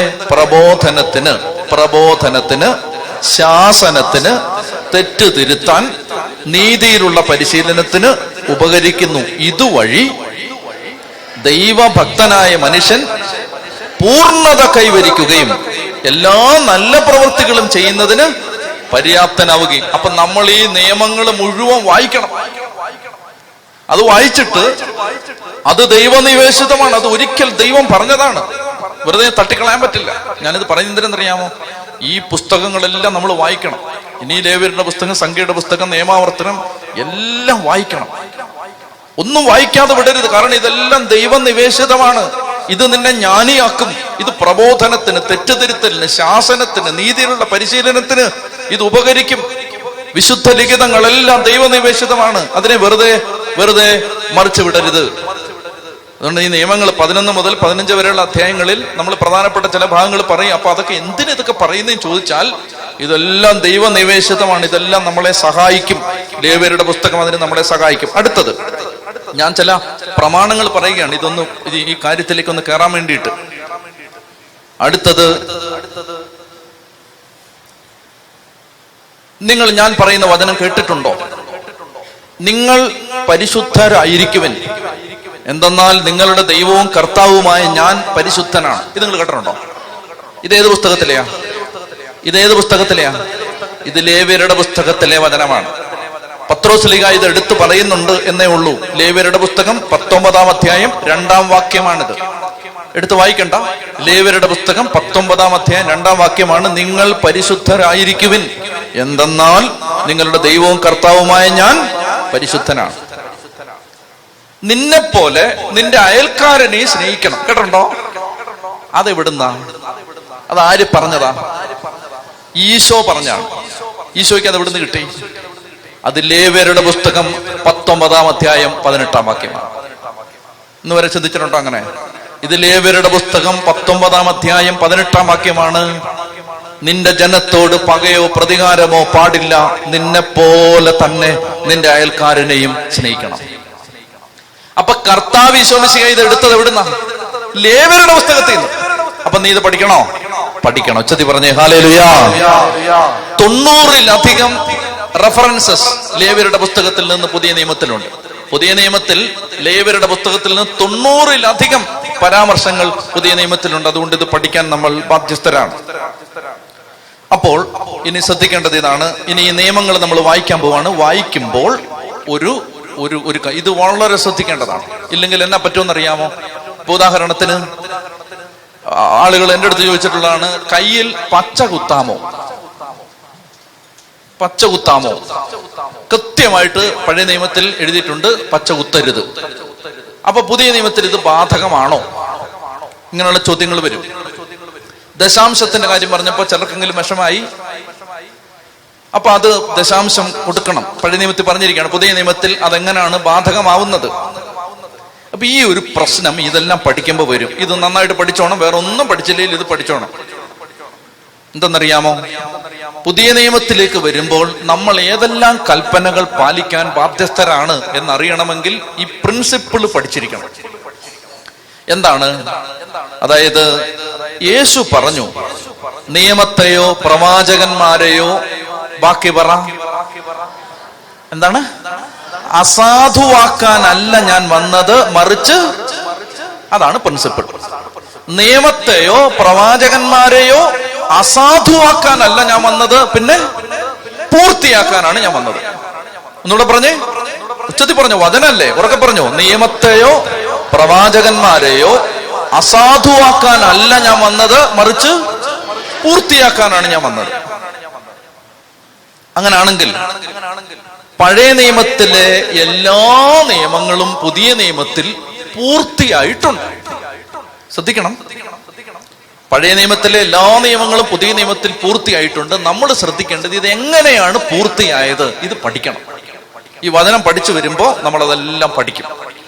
അതായത് പഴയ നിയമം എങ്ങനെയാണ് പുതിയ നിയമത്തിൽ പൂർത്തിയായത്. ഉദാഹരണത്തിന് ഒരു ഉദാഹരണം പറഞ്ഞാൽ 10 കൽപ്പനകൾ. 10 കൽപ്പനകൾ എവിടെ കിടക്കുന്നേ? പുതിയ നിയമത്തിലോ പഴയ നിയമത്തിലോ? അത് പുതിയ നിയമത്തിൽ പൂർത്തിയായത് എങ്ങനെയാണെന്നറിയാമോ? 10 കൽപ്പനകളിലെ 8 കൽപ്പനകൾ അതുപോലെ പൂർത്തിയായി എന്ന് പറഞ്ഞാൽ പഴയ നിയമത്തിൽ എങ്ങനെ കിടക്കുന്നോ അതുപോലെ തന്നെ നമ്മൾ പുതിയ നിയമത്തിലും അത് പാലിക്കണം. ഏതൊക്കെയാണത്? നിന്റെ ദൈവമായ കർത്താവ് ഞാനാണ്, ഞാനല്ലാതെ മറ്റൊരു ദൈവം നിനക്ക് ഉണ്ടാകരുത്. കർത്താവിന്റെ നാമം വൃഥാ ഉപയോഗിക്കരുത്. അതവിടെ നിൽക്കട്ടെ, കർത്താവിന്റെ ദിവസം അവിടെ നിൽക്കട്ടെ. 4-ാമത്തേത് മാതാപിതാക്കളെ ബഹുമാനിക്കണം. 5-ാമത്തേത് കൊല്ലരുത്. 6-ാമത്തേത് വ്യഭിചാരം ചെയ്യരുത്. 7-ാമത്തേത് മോഷ്ടിക്കരുത്. അതിലെ 8 കൽപ്പനകള് എക്സാക്ട്ലി അതുപോലെ തന്നെ. മോഷ്ടിക്കരുത്, കൊല്ലരുത് മാറ്റിയിട്ടില്ല. അതുപോലെ തന്നെ കൊല്ലാൻ പാടില്ല. പുതിയ നിയമത്തിന് കൊല്ലാൻ പാടില്ല, മോഷ്ടിക്കാൻ പാടില്ല. ബാക്കി ഇങ്ങനെ പറയുന്ന കള്ളസാക്ഷ്യം, വ്യഭിചാരം ഒന്നും പാടില്ല. അതെല്ലാം അതുപോലെ തന്നെ. എന്നാൽ 2 നിയമങ്ങളിൽ ചെറിയ ഭേദഗതി വരുത്തിയിട്ടുണ്ട് കർത്താവ്.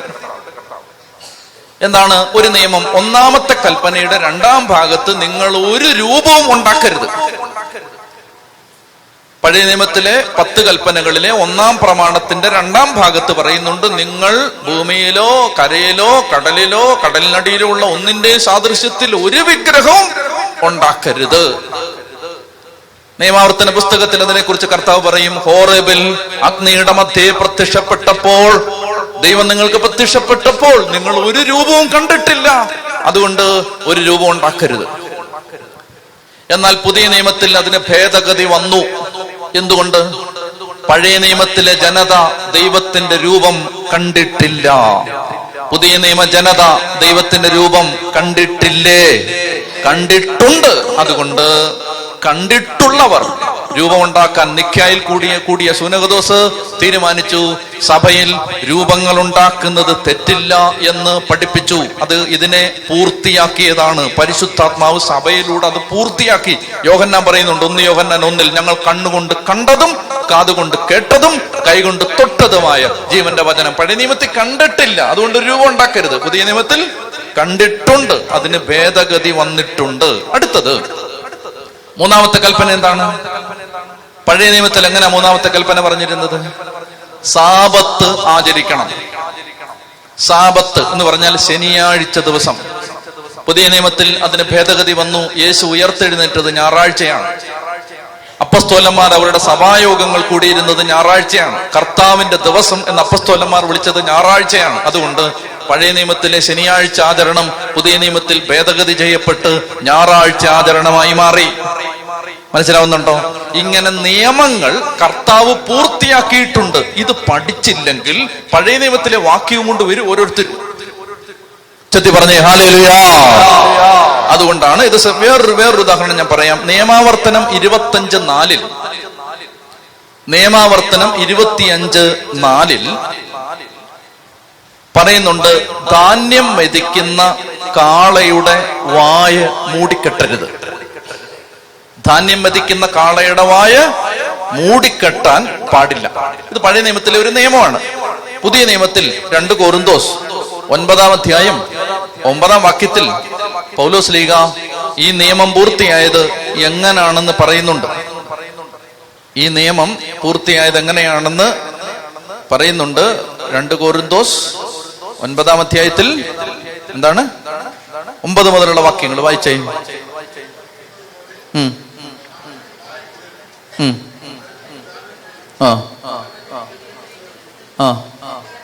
വിധക്കാരന് വിത്തും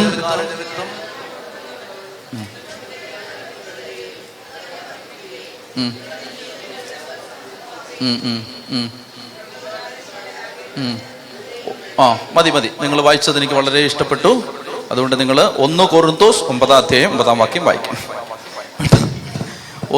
1 കൊരിന്തോസ് 2 അല്ല 1 കൊരിന്തോസ് 9:9 വായിച്ചേ.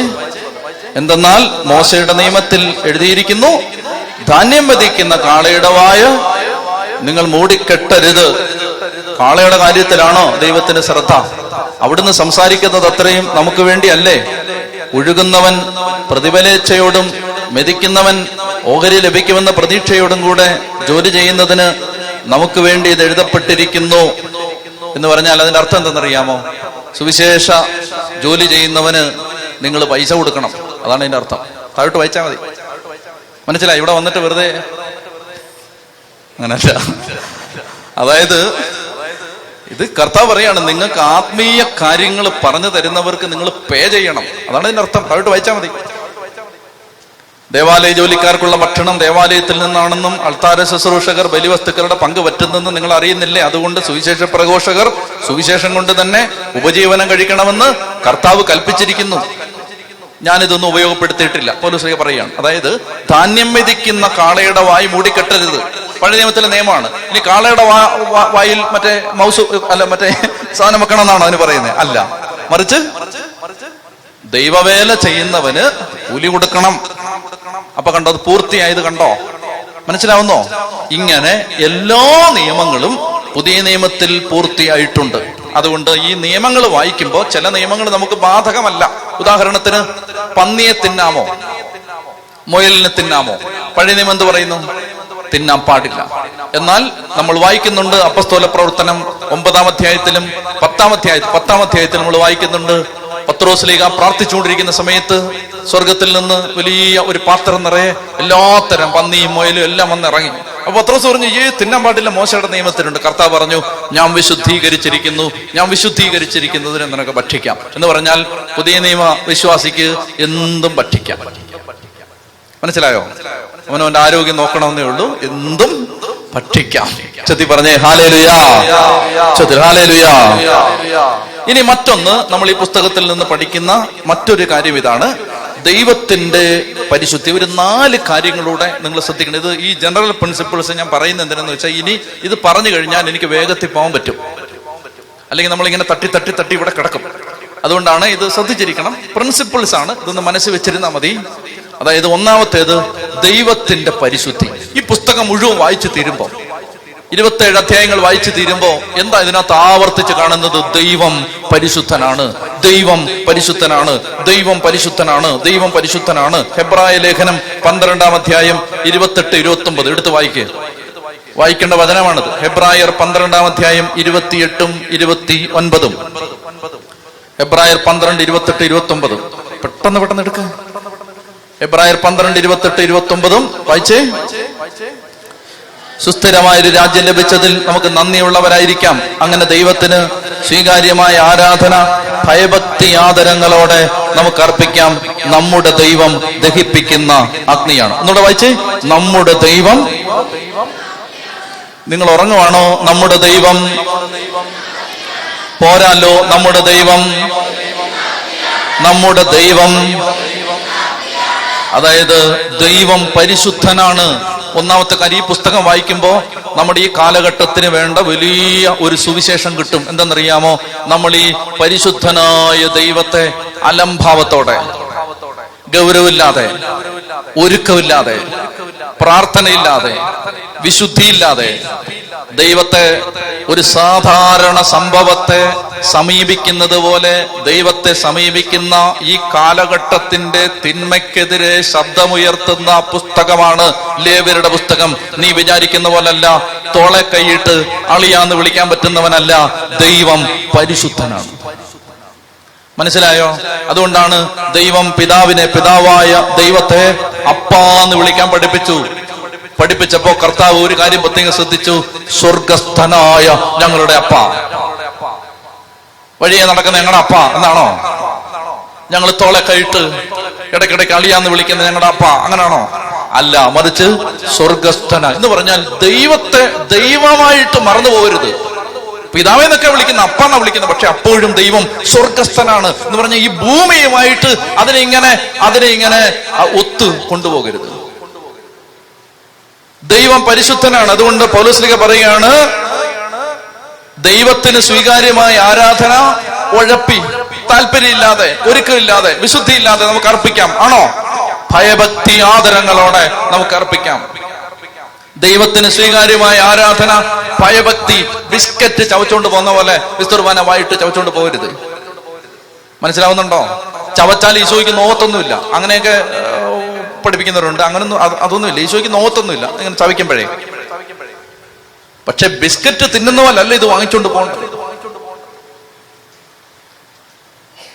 യേശുവിന്റെ ശരീരവും രക്തവും സ്വീകരിക്കാൻ വരുമ്പോ മുട്ടായി വാങ്ങിക്കാൻ വരുന്ന പോലെ വരരുത്. ഇത് ദൈവത്തെ സ്വീകരിക്കാൻ വരികയാണ്. ദൈവത്തെ. ഈ പുസ്തകം വായിക്കുമ്പോ ഓരോ കാര്യങ്ങൾ ഇനി കുറച്ചങ്ങോട്ട് വരുമ്പോ നമ്മൾ 17 മുതലുള്ള അധ്യായങ്ങൾ എടുക്കുമ്പോ നമ്മളത് കാണും. നീ ഇങ്ങനെ ദൈവകാര്യത്തെ നിലത്തിട്ട് ചവിട്ടരുത്. കർത്താവ് പലതവണ പറയുന്നു.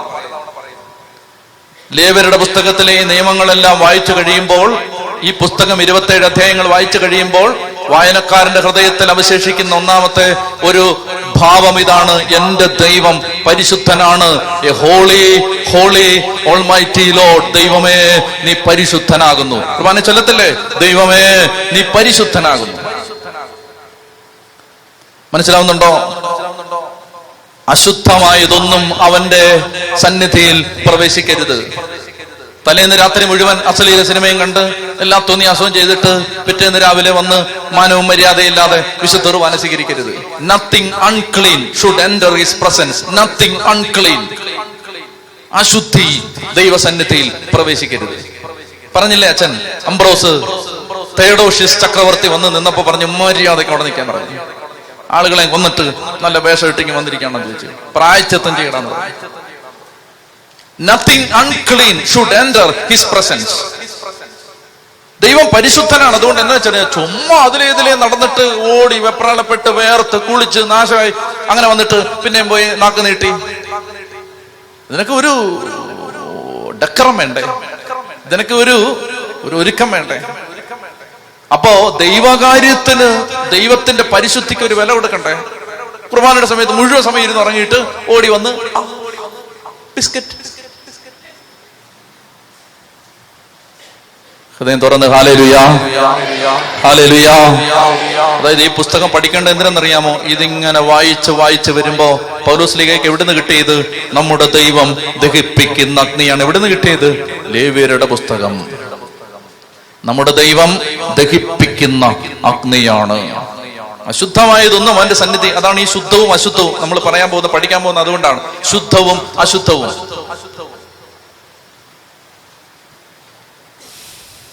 ഒന്നതാണ്. രണ്ടാമത്തേത്, ദൈവത്തിന്റെ പരിശുദ്ധിയെക്കുറിച്ച് വാചാലമാകുന്ന ഈ പുസ്തകം അതേ സമയത്ത് മനുഷ്യന്റെ പാപാവസ്ഥയെക്കുറിച്ചും വാചാലമാകുന്നുണ്ട്. അതാണ് ബൈബിളിന്റെ ബാലൻസ്. പിടികിട്ടുന്നുണ്ടോ? അതായത് ഇതിനകത്താണ് പറയുന്നത് മൃഗഭോഗം എന്ന് പറഞ്ഞാൽ അതിനെക്കുറിച്ച് പറയേണ്ട എന്താ? മൃഗഭോഗം ചെയ്യുന്ന ഒരുത്തൻ ഈ കൂട്ടത്തിൽ ഉള്ളത് കൊണ്ടാണ് അത് പറയുന്നത്.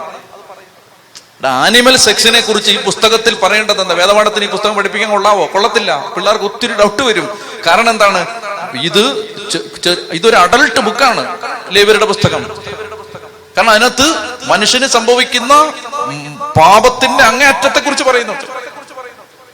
സ്വന്തം അമ്മയുമായിട്ട്, എന്നോട് ക്ഷമിക്കുക, പുസ്തകത്തിൽ പറയുന്നതാണ്, സ്വന്തം അമ്മയുമായിട്ട് അപ്പനുമായിട്ട്. ഞാൻ ആ ഭാഗം ഒന്നും ഇനി വായിച്ചു പോകില്ല. എന്റെ കാതുകൊണ്ടാണ് ഈ പ്രിൻസിപ്പിൾ ഞാൻ പറയുന്നത്. ബുദ്ധിപൂർവ്വമാണ് ഞാൻ ഇതെല്ലാം പറയുന്നത്. എന്താ അറിയാമോ? ഇത് വരുമ്പോൾ വായിക്കാതെ വിടാൻ വേണ്ടിയിട്ടാണ്. അപ്പൊ അപ്പൊ സ്വന്തം അമ്മയുമായിട്ട് സ്വന്തം അപ്പനുമായിട്ട് പാപം ചെയ്യുക,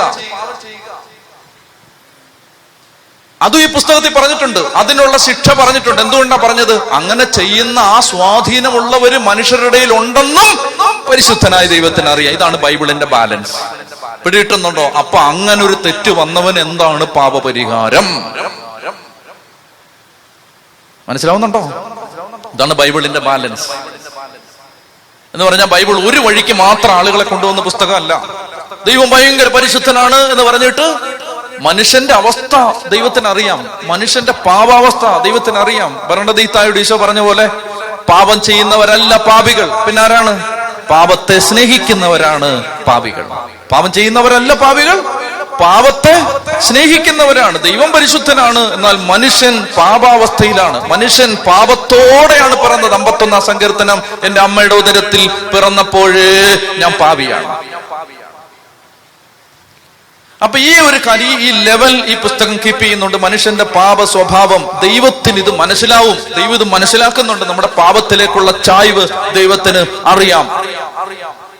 അതുകൊണ്ട് അങ്ങനെ പാപം സംഭവിച്ച മനുഷ്യന്റെ വിശുദ്ധീകരണത്തിനുള്ള നിയമങ്ങൾ ഈ പുസ്തകത്തിൽ ഉൾപ്പെടുത്തിയിരിക്കുന്നു. ആരെയും ഭാരപ്പെടുത്താതെ പരിശുദ്ധനായ ദൈവത്തെക്കുറിച്ച് പറഞ്ഞിട്ട് അതേ പുസ്തകം തന്നെ, എന്നാൽ അങ്ങേയറ്റം ചെളിക്കുഴിയിൽ വീണുപോയൊരു മനുഷ്യനെ എങ്ങനെ കഴുകിയെടുക്കാം, അതും ഈ പുസ്തകം പറയുന്നു. അതിന് ഇനി ശ്രദ്ധിക്കുക, ഇത് വളരെ പ്രധാനപ്പെട്ടതാണ്. മൂന്നാമത്തേത്, അതിന് ദൈവ പദ്ധതിയിൽ ദൈവം കണ്ടുപിടിച്ച വഴിയാണ്. അതിന് ഇംഗ്ലീഷിൽ പറഞ്ഞാൽ സബ്സ്റ്റിറ്റ്യൂഷൻ. സബ്സ്റ്റിറ്റ്യൂഷൻ, പകരം വെപ്പ്. അതെന്താണ്? ശ്രദ്ധിച്ചിരിക്കുക. ഈ പുസ്തകം ഇനി പഠിക്കണമെങ്കിൽ ഇത് പഠിച്ചേ പറ്റൂ. സബ്സ്റ്റിറ്റ്യൂഷൻ എന്ന് പറഞ്ഞാൽ എന്താ? പകരം വെക്കുകയാണ്. ആരാണ് പാപം ചെയ്തത്? ഇപ്പൊ ഞാൻ നേരത്തെ പറഞ്ഞ പോലെ വളരെ അശുദ്ധമായൊരു പാപം ഒരാൾ ചെയ്തു. ആ പാപം ചെയ്ത വ്യക്തിക്ക്, ആ വ്യക്തിയോട് ദൈവത്തിന് സ്നേഹമുണ്ട്, ഉണ്ടോ? ഈ പാപം ചെയ്ത വ്യക്തിക്ക് ശിക്ഷ എന്താണ്? മരണശിക്ഷയാണ്. ഇവ മരിക്കണം. എന്നാൽ അവനെ കൊല്ലാൻ ദൈവത്തിന് താല്പര്യമില്ല. ദൈവം ഈ തെറ്റ് ചെയ്തവന് നീതിമാനായ ദൈവം വിധിച്ചിരിക്കുന്ന ശിക്ഷ എന്താണ്?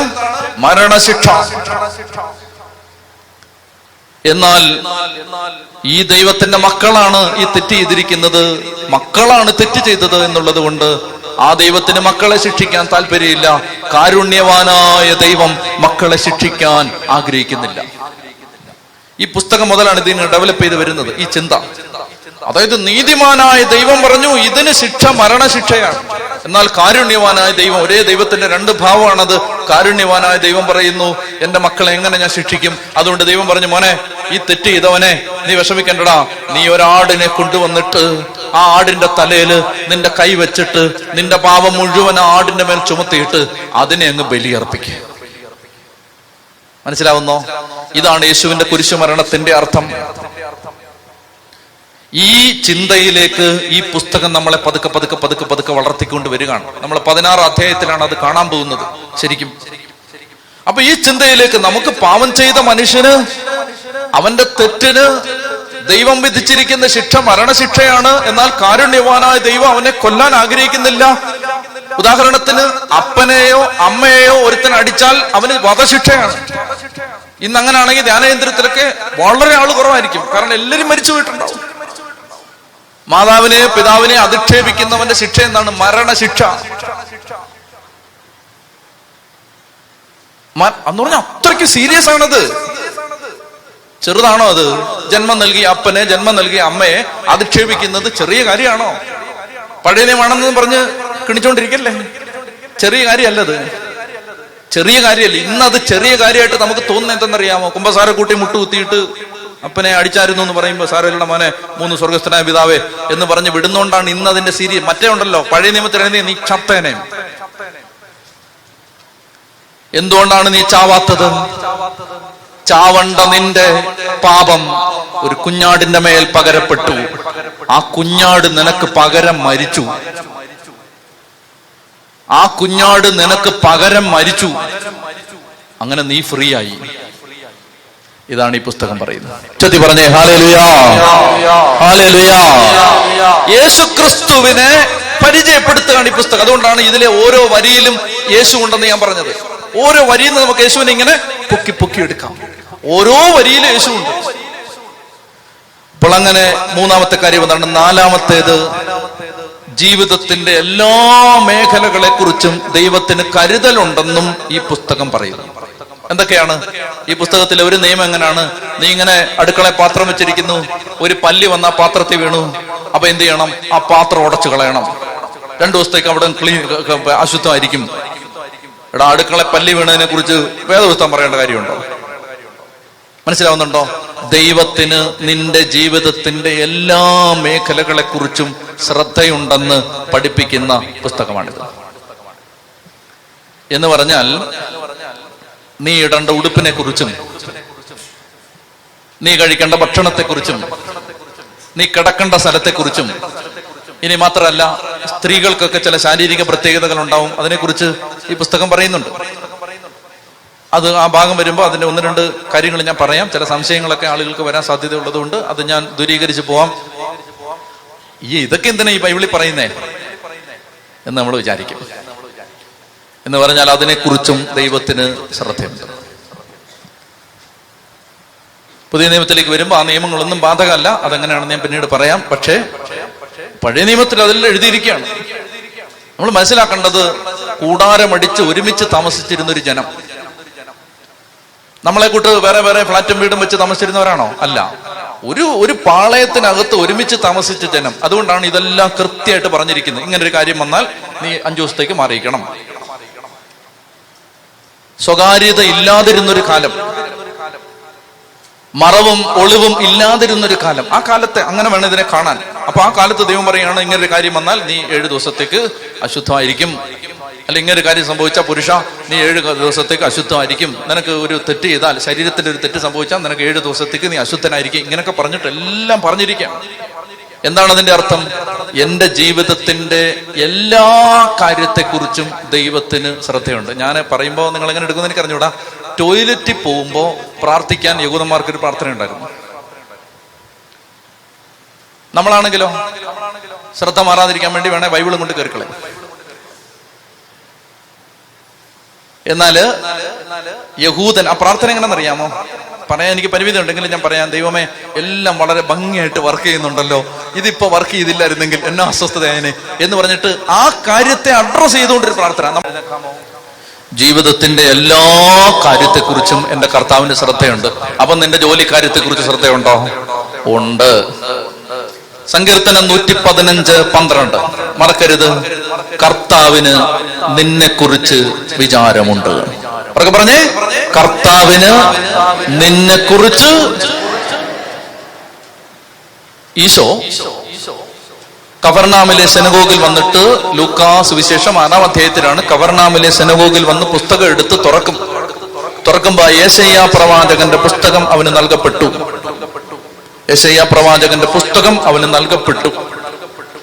പുസ്തകം തുറന്നപ്പോൾ ഇങ്ങനെ എഴുതിയിരിക്കുന്നവൻ കണ്ടു, കർത്താവിന്റെ ആത്മാവ് എന്റെ മേലുണ്ട്, ദരിദ്രരെ സുവിശേഷം അറിയിക്കാൻ അവിടുന്ന് തന്നെ അഭിഷേകം ചെയ്തിരിക്കുന്നു,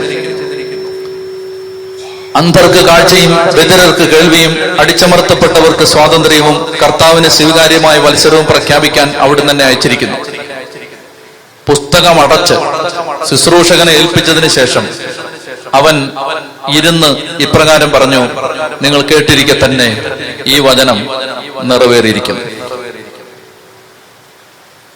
നിങ്ങൾ കേട്ടിരിക്കെ തന്നെ ഈ വചനം എന്ത് ചെയ്തു? നിറവേറിയിരിക്കുന്നു. നിങ്ങൾ കേട്ടിരിക്കെ തന്നെ ഈ വചനം നിറവേറിയിരിക്കുന്നു. അതായത് കർത്താവ് ഒരു ദൈവാത്മാവിന്റെ പ്രേരണയിൽ കർത്താവ് ഒരു കാര്യം പറഞ്ഞാണ് ഞാൻ ഈ പറയുന്നത്. എന്താണ്? കർത്താവിന് നിന്നെ കുറിച്ച് വിചാരമുണ്ട്. ദൈവം നിന്നെ, കർത്താവിന് എന്നെ കുറിച്ച് വിചാരമുണ്ട്, അവിടെ നിന്നെ അനുഗ്രഹിക്കും. ഇത് സംഭവിക്കും. ഇത് സംഭവിക്കും. ഞാൻ കഴിഞ്ഞ ആഴ്ച ഇവിടെ വന്ന ഒരു കുടുംബം എഴുതുന്നൊരു സാക്ഷ്യം ഞാൻ പറയാം. ഞങ്ങൾ കാനഡയിലെ നോവാ സ്കോഷ്യയിൽ സ്ഥിരതാമസമാണ്. വിവാഹിതരായി 8.5 വർഷമായി, കുഞ്ഞുങ്ങളില്ലായിരുന്നു. ഡാനിയൽ അച്ഛൻ അവിടെ ധ്യാനത്തിന് വന്നു, ഞങ്ങളുടെ വീട്ടിൽ വന്ന് പ്രാർത്ഥിച്ചു. അച്ഛൻ ഞങ്ങളോട് പറഞ്ഞു, ഇനി നിങ്ങൾ വരുമ്പോ നിങ്ങളുടെ കയ്യിൽ ഒരു കുഞ്ഞുണ്ടായിരിക്കും. ഞാൻ എല്ലാവരോടും അങ്ങനെ പറഞ്ഞിട്ടേ ഇല്ല. കുഞ്ഞുങ്ങളില്ലാത്ത എത്രയോ പേർ എന്നോട് പ്രാർത്ഥിച്ചിട്ടുണ്ട്. ഞാൻ എല്ലാവരോടും അങ്ങനെ പറഞ്ഞിട്ടേ ഇല്ല. അപ്പൊ ആത്മാവ് തരുന്നൊരു വിശ്വാസത്തിലാണ് ഈ പറയുന്നത്, ആ ഒരു പ്രേരണയാണ് പറയുന്നത്, ഇനി വരുമ്പോ ഒരു കൊച്ചുണ്ടായിരിക്കും. കഴിഞ്ഞ മാസം അവരിവിടെ വന്നു. ഇത് ഞാൻ പറയുന്നത് ജൂലൈ മാസമാണ്, 2017 ജൂലൈ മാസത്തിന്റെ അവസാന ആ ദിവസങ്ങളാണ് കാനഡയിലെ ധ്യാനം. 2017 സെപ്റ്റംബർ 1 ഈ പെൺകുട്ടി അറിയുന്നു അവൾ ഗർഭിണിയാണ്. കുഞ്ഞിനെയും കൊണ്ട് അവൾ ഇവിടെ ഈ ധ്യാന കേന്ദ്രത്തിൽ വന്നു. അതായത് നിങ്ങൾ കേട്ടിരിക്കെ തന്നെ ഇത് നിറവേറും എന്നാണ് ഇപ്പൊ പറഞ്ഞ വചനം. ഇത് ആത്മാവിൽ പറഞ്ഞതാണ്. ഏത്? സങ്കീർത്തനം 115:12. എന്താണ് പറഞ്ഞത്? കർത്താവിന് നിന്നെക്കുറിച്ച് വിചാരമുണ്ട്, അവിടുന്ന് നിന്നെ അനുഗ്രഹിക്കും. എഴുതിക്കൊണ്ടൊന്ന് പറഞ്ഞല്ല, അത് ആത്മാവിൽ പറഞ്ഞാണ്. അത് സംഭവിക്കും, അത് സംഭവിക്കും. ഇനി കണ്ണടച്ചേ, നന്നായിട്ട് പ്രാർത്ഥിച്ചു. ഇന്ന് ദൈവം നിങ്ങളുടെ കണ്ണുനീരിലും വേദനയിലും ഇടപെടും. 2 കരങ്ങളെ സ്വർഗത്തിലേക്ക് ഉയർത്ത്. ദൈവവചനം പഠിക്കാൻ വന്നിരിക്കുന്ന മക്കളെ നിങ്ങളെ വെറും കൈയോടെ ദൈവം വിടില്ല. കർത്താവിന് ഏറ്റവും ഇഷ്ടമുള്ള കാര്യമാണ് വചനം പഠിക്കുക എന്നുള്ളത്. ഇനി കരങ്ങൾ ഉയർത്തണം, ആരെയും ശ്രദ്ധിക്കരുത്. അതരം തുറന്ന് സ്തുതിക്കട്ടെ. ഹല്ലേലൂയ, ഹല്ലേലൂയ, ഹല്ലേലൂയ. സ്തുതിക്കട്ടെ, സ്തുതിക്കട്ടെ, സ്തുതിക്കട്ടെ, സ്തുതിക്കട്ടെ ശക്തിയോടെ. ഒരു 10-20 പേര് നിങ്ങളുടെ സ്വരം കേൾക്കട്ടെ. ഉച്ചത്തിൽ സ്തുതിക്കുന്നു. അത്യുന്നതനായ ദൈവത്തിന്റെ ശക്തി ഇറങ്ങി വ്യാപരിക്കണമേ. എല്ലാ ജീവിതങ്ങളെയും കർത്താവ് ഇപ്പോൾ അങ്ങ് സ്പർശിക്കണമേ. ഹല്ലേലൂയ, hallelujah, hallelujah, hallelujah, hallelujah, hallelujah, hallelujah, ഹല്ലേലൂയ. അടിമത്തത്തിന്റെ ചങ്ങലകൾ യേശുവിന്റെ നാമത്തിൽ പൊട്ടിമാറട്ടെ. തടസ്സങ്ങൾ യേശുവിന്റെ നാമത്തിൽ മാറട്ടെ. രോഗങ്ങൾ യേശുവിന്റെ നാമത്തിൽ മാറട്ടെ. ബന്ധനങ്ങൾ യേശുവിന്റെ നാമത്തിൽ അഴിയട്ടെ.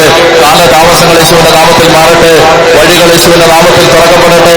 സമാധാനം യേശുവിന്റെ നാമത്തിൽ സംഭവിക്കട്ടെ. പ്രശ്നങ്ങൾ യേശുവിന്റെ നാമത്തിൽ മാറട്ടെ. കേസുകളും വ്യവഹാരങ്ങളും മാറിപ്പോകട്ടെ. വഴക്കുകളും കലഹങ്ങളും മാറിപ്പോകട്ടെ. മദ്യപാനത്തിന്റെ ശക്തി വിട്ടകന്നു പോകട്ടെ. ദുശീലങ്ങൾ, അടിമത്തങ്ങൾ യേശുവിന്റെ നാമത്തിൽ മാറട്ടെ. ഉച്ചത്തിൽ വിളിക്കുന്നു, യേശുവേ.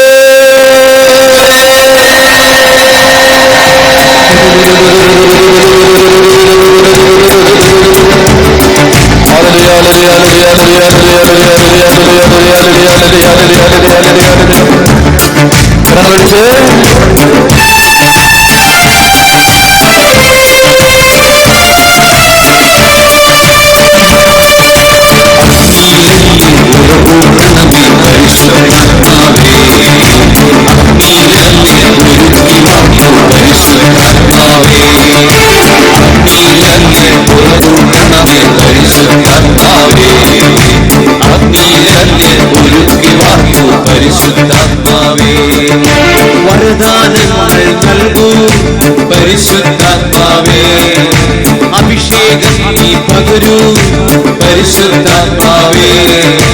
വരദാനങ്ങൾ നൽകൂ പരിശുദ്ധാത്മാവേ. അഭിഷേകം നീ പകരൂ പരിശുദ്ധാത്മാവേ. പരിശുദ്ധാത്മാവേ, പരിശുദ്ധാത്മാവേ, പരിശുദ്ധാത്മാവേ, എന്നിൽ നിറയണമേ. പരിശുദ്ധാത്മാവേ, പരിശുദ്ധാത്മാവേ, പരിശുദ്ധാത്മാവേ, എന്നിൽ നിറയണമേ.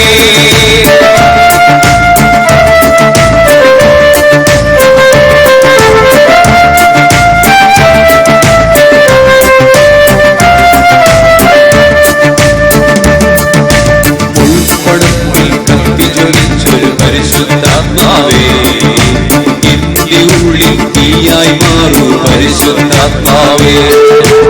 ഉൾപ്പടത്തിൽ കത്തിച്ചൊലിച്ചൊരു പരിശുദ്ധാത്മാവേ, എന്റെ ഉള്ളിൽ തീയായി മാറൂ പരിശുദ്ധാത്മാവേ.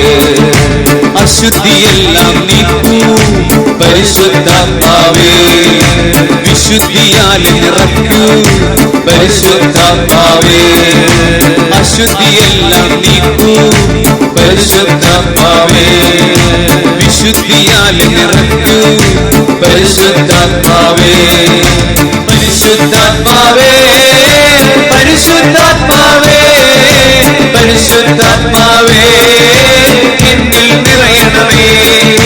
പരിശുദ്ധാത്മാവേ, പരിശുദ്ധാത്മാവേ, പരിശുദ്ധാത്മാവേ, എന്നിൽ നിറയണമേ. തുറന്ന് ഹല്ലേലൂയ, ഹല്ലേലൂയ. പെട്ടെന്നിരിക്കാമോ? ഒരു 2 കാര്യങ്ങൾ പറഞ്ഞാൽ 2 കാര്യങ്ങളൂടെ പറഞ്ഞാൽ ഈ 11 മുതൽ 15 വരെയുള്ള അധ്യായങ്ങൾ തീരും. ശ്രദ്ധിച്ചിരിക്കണം.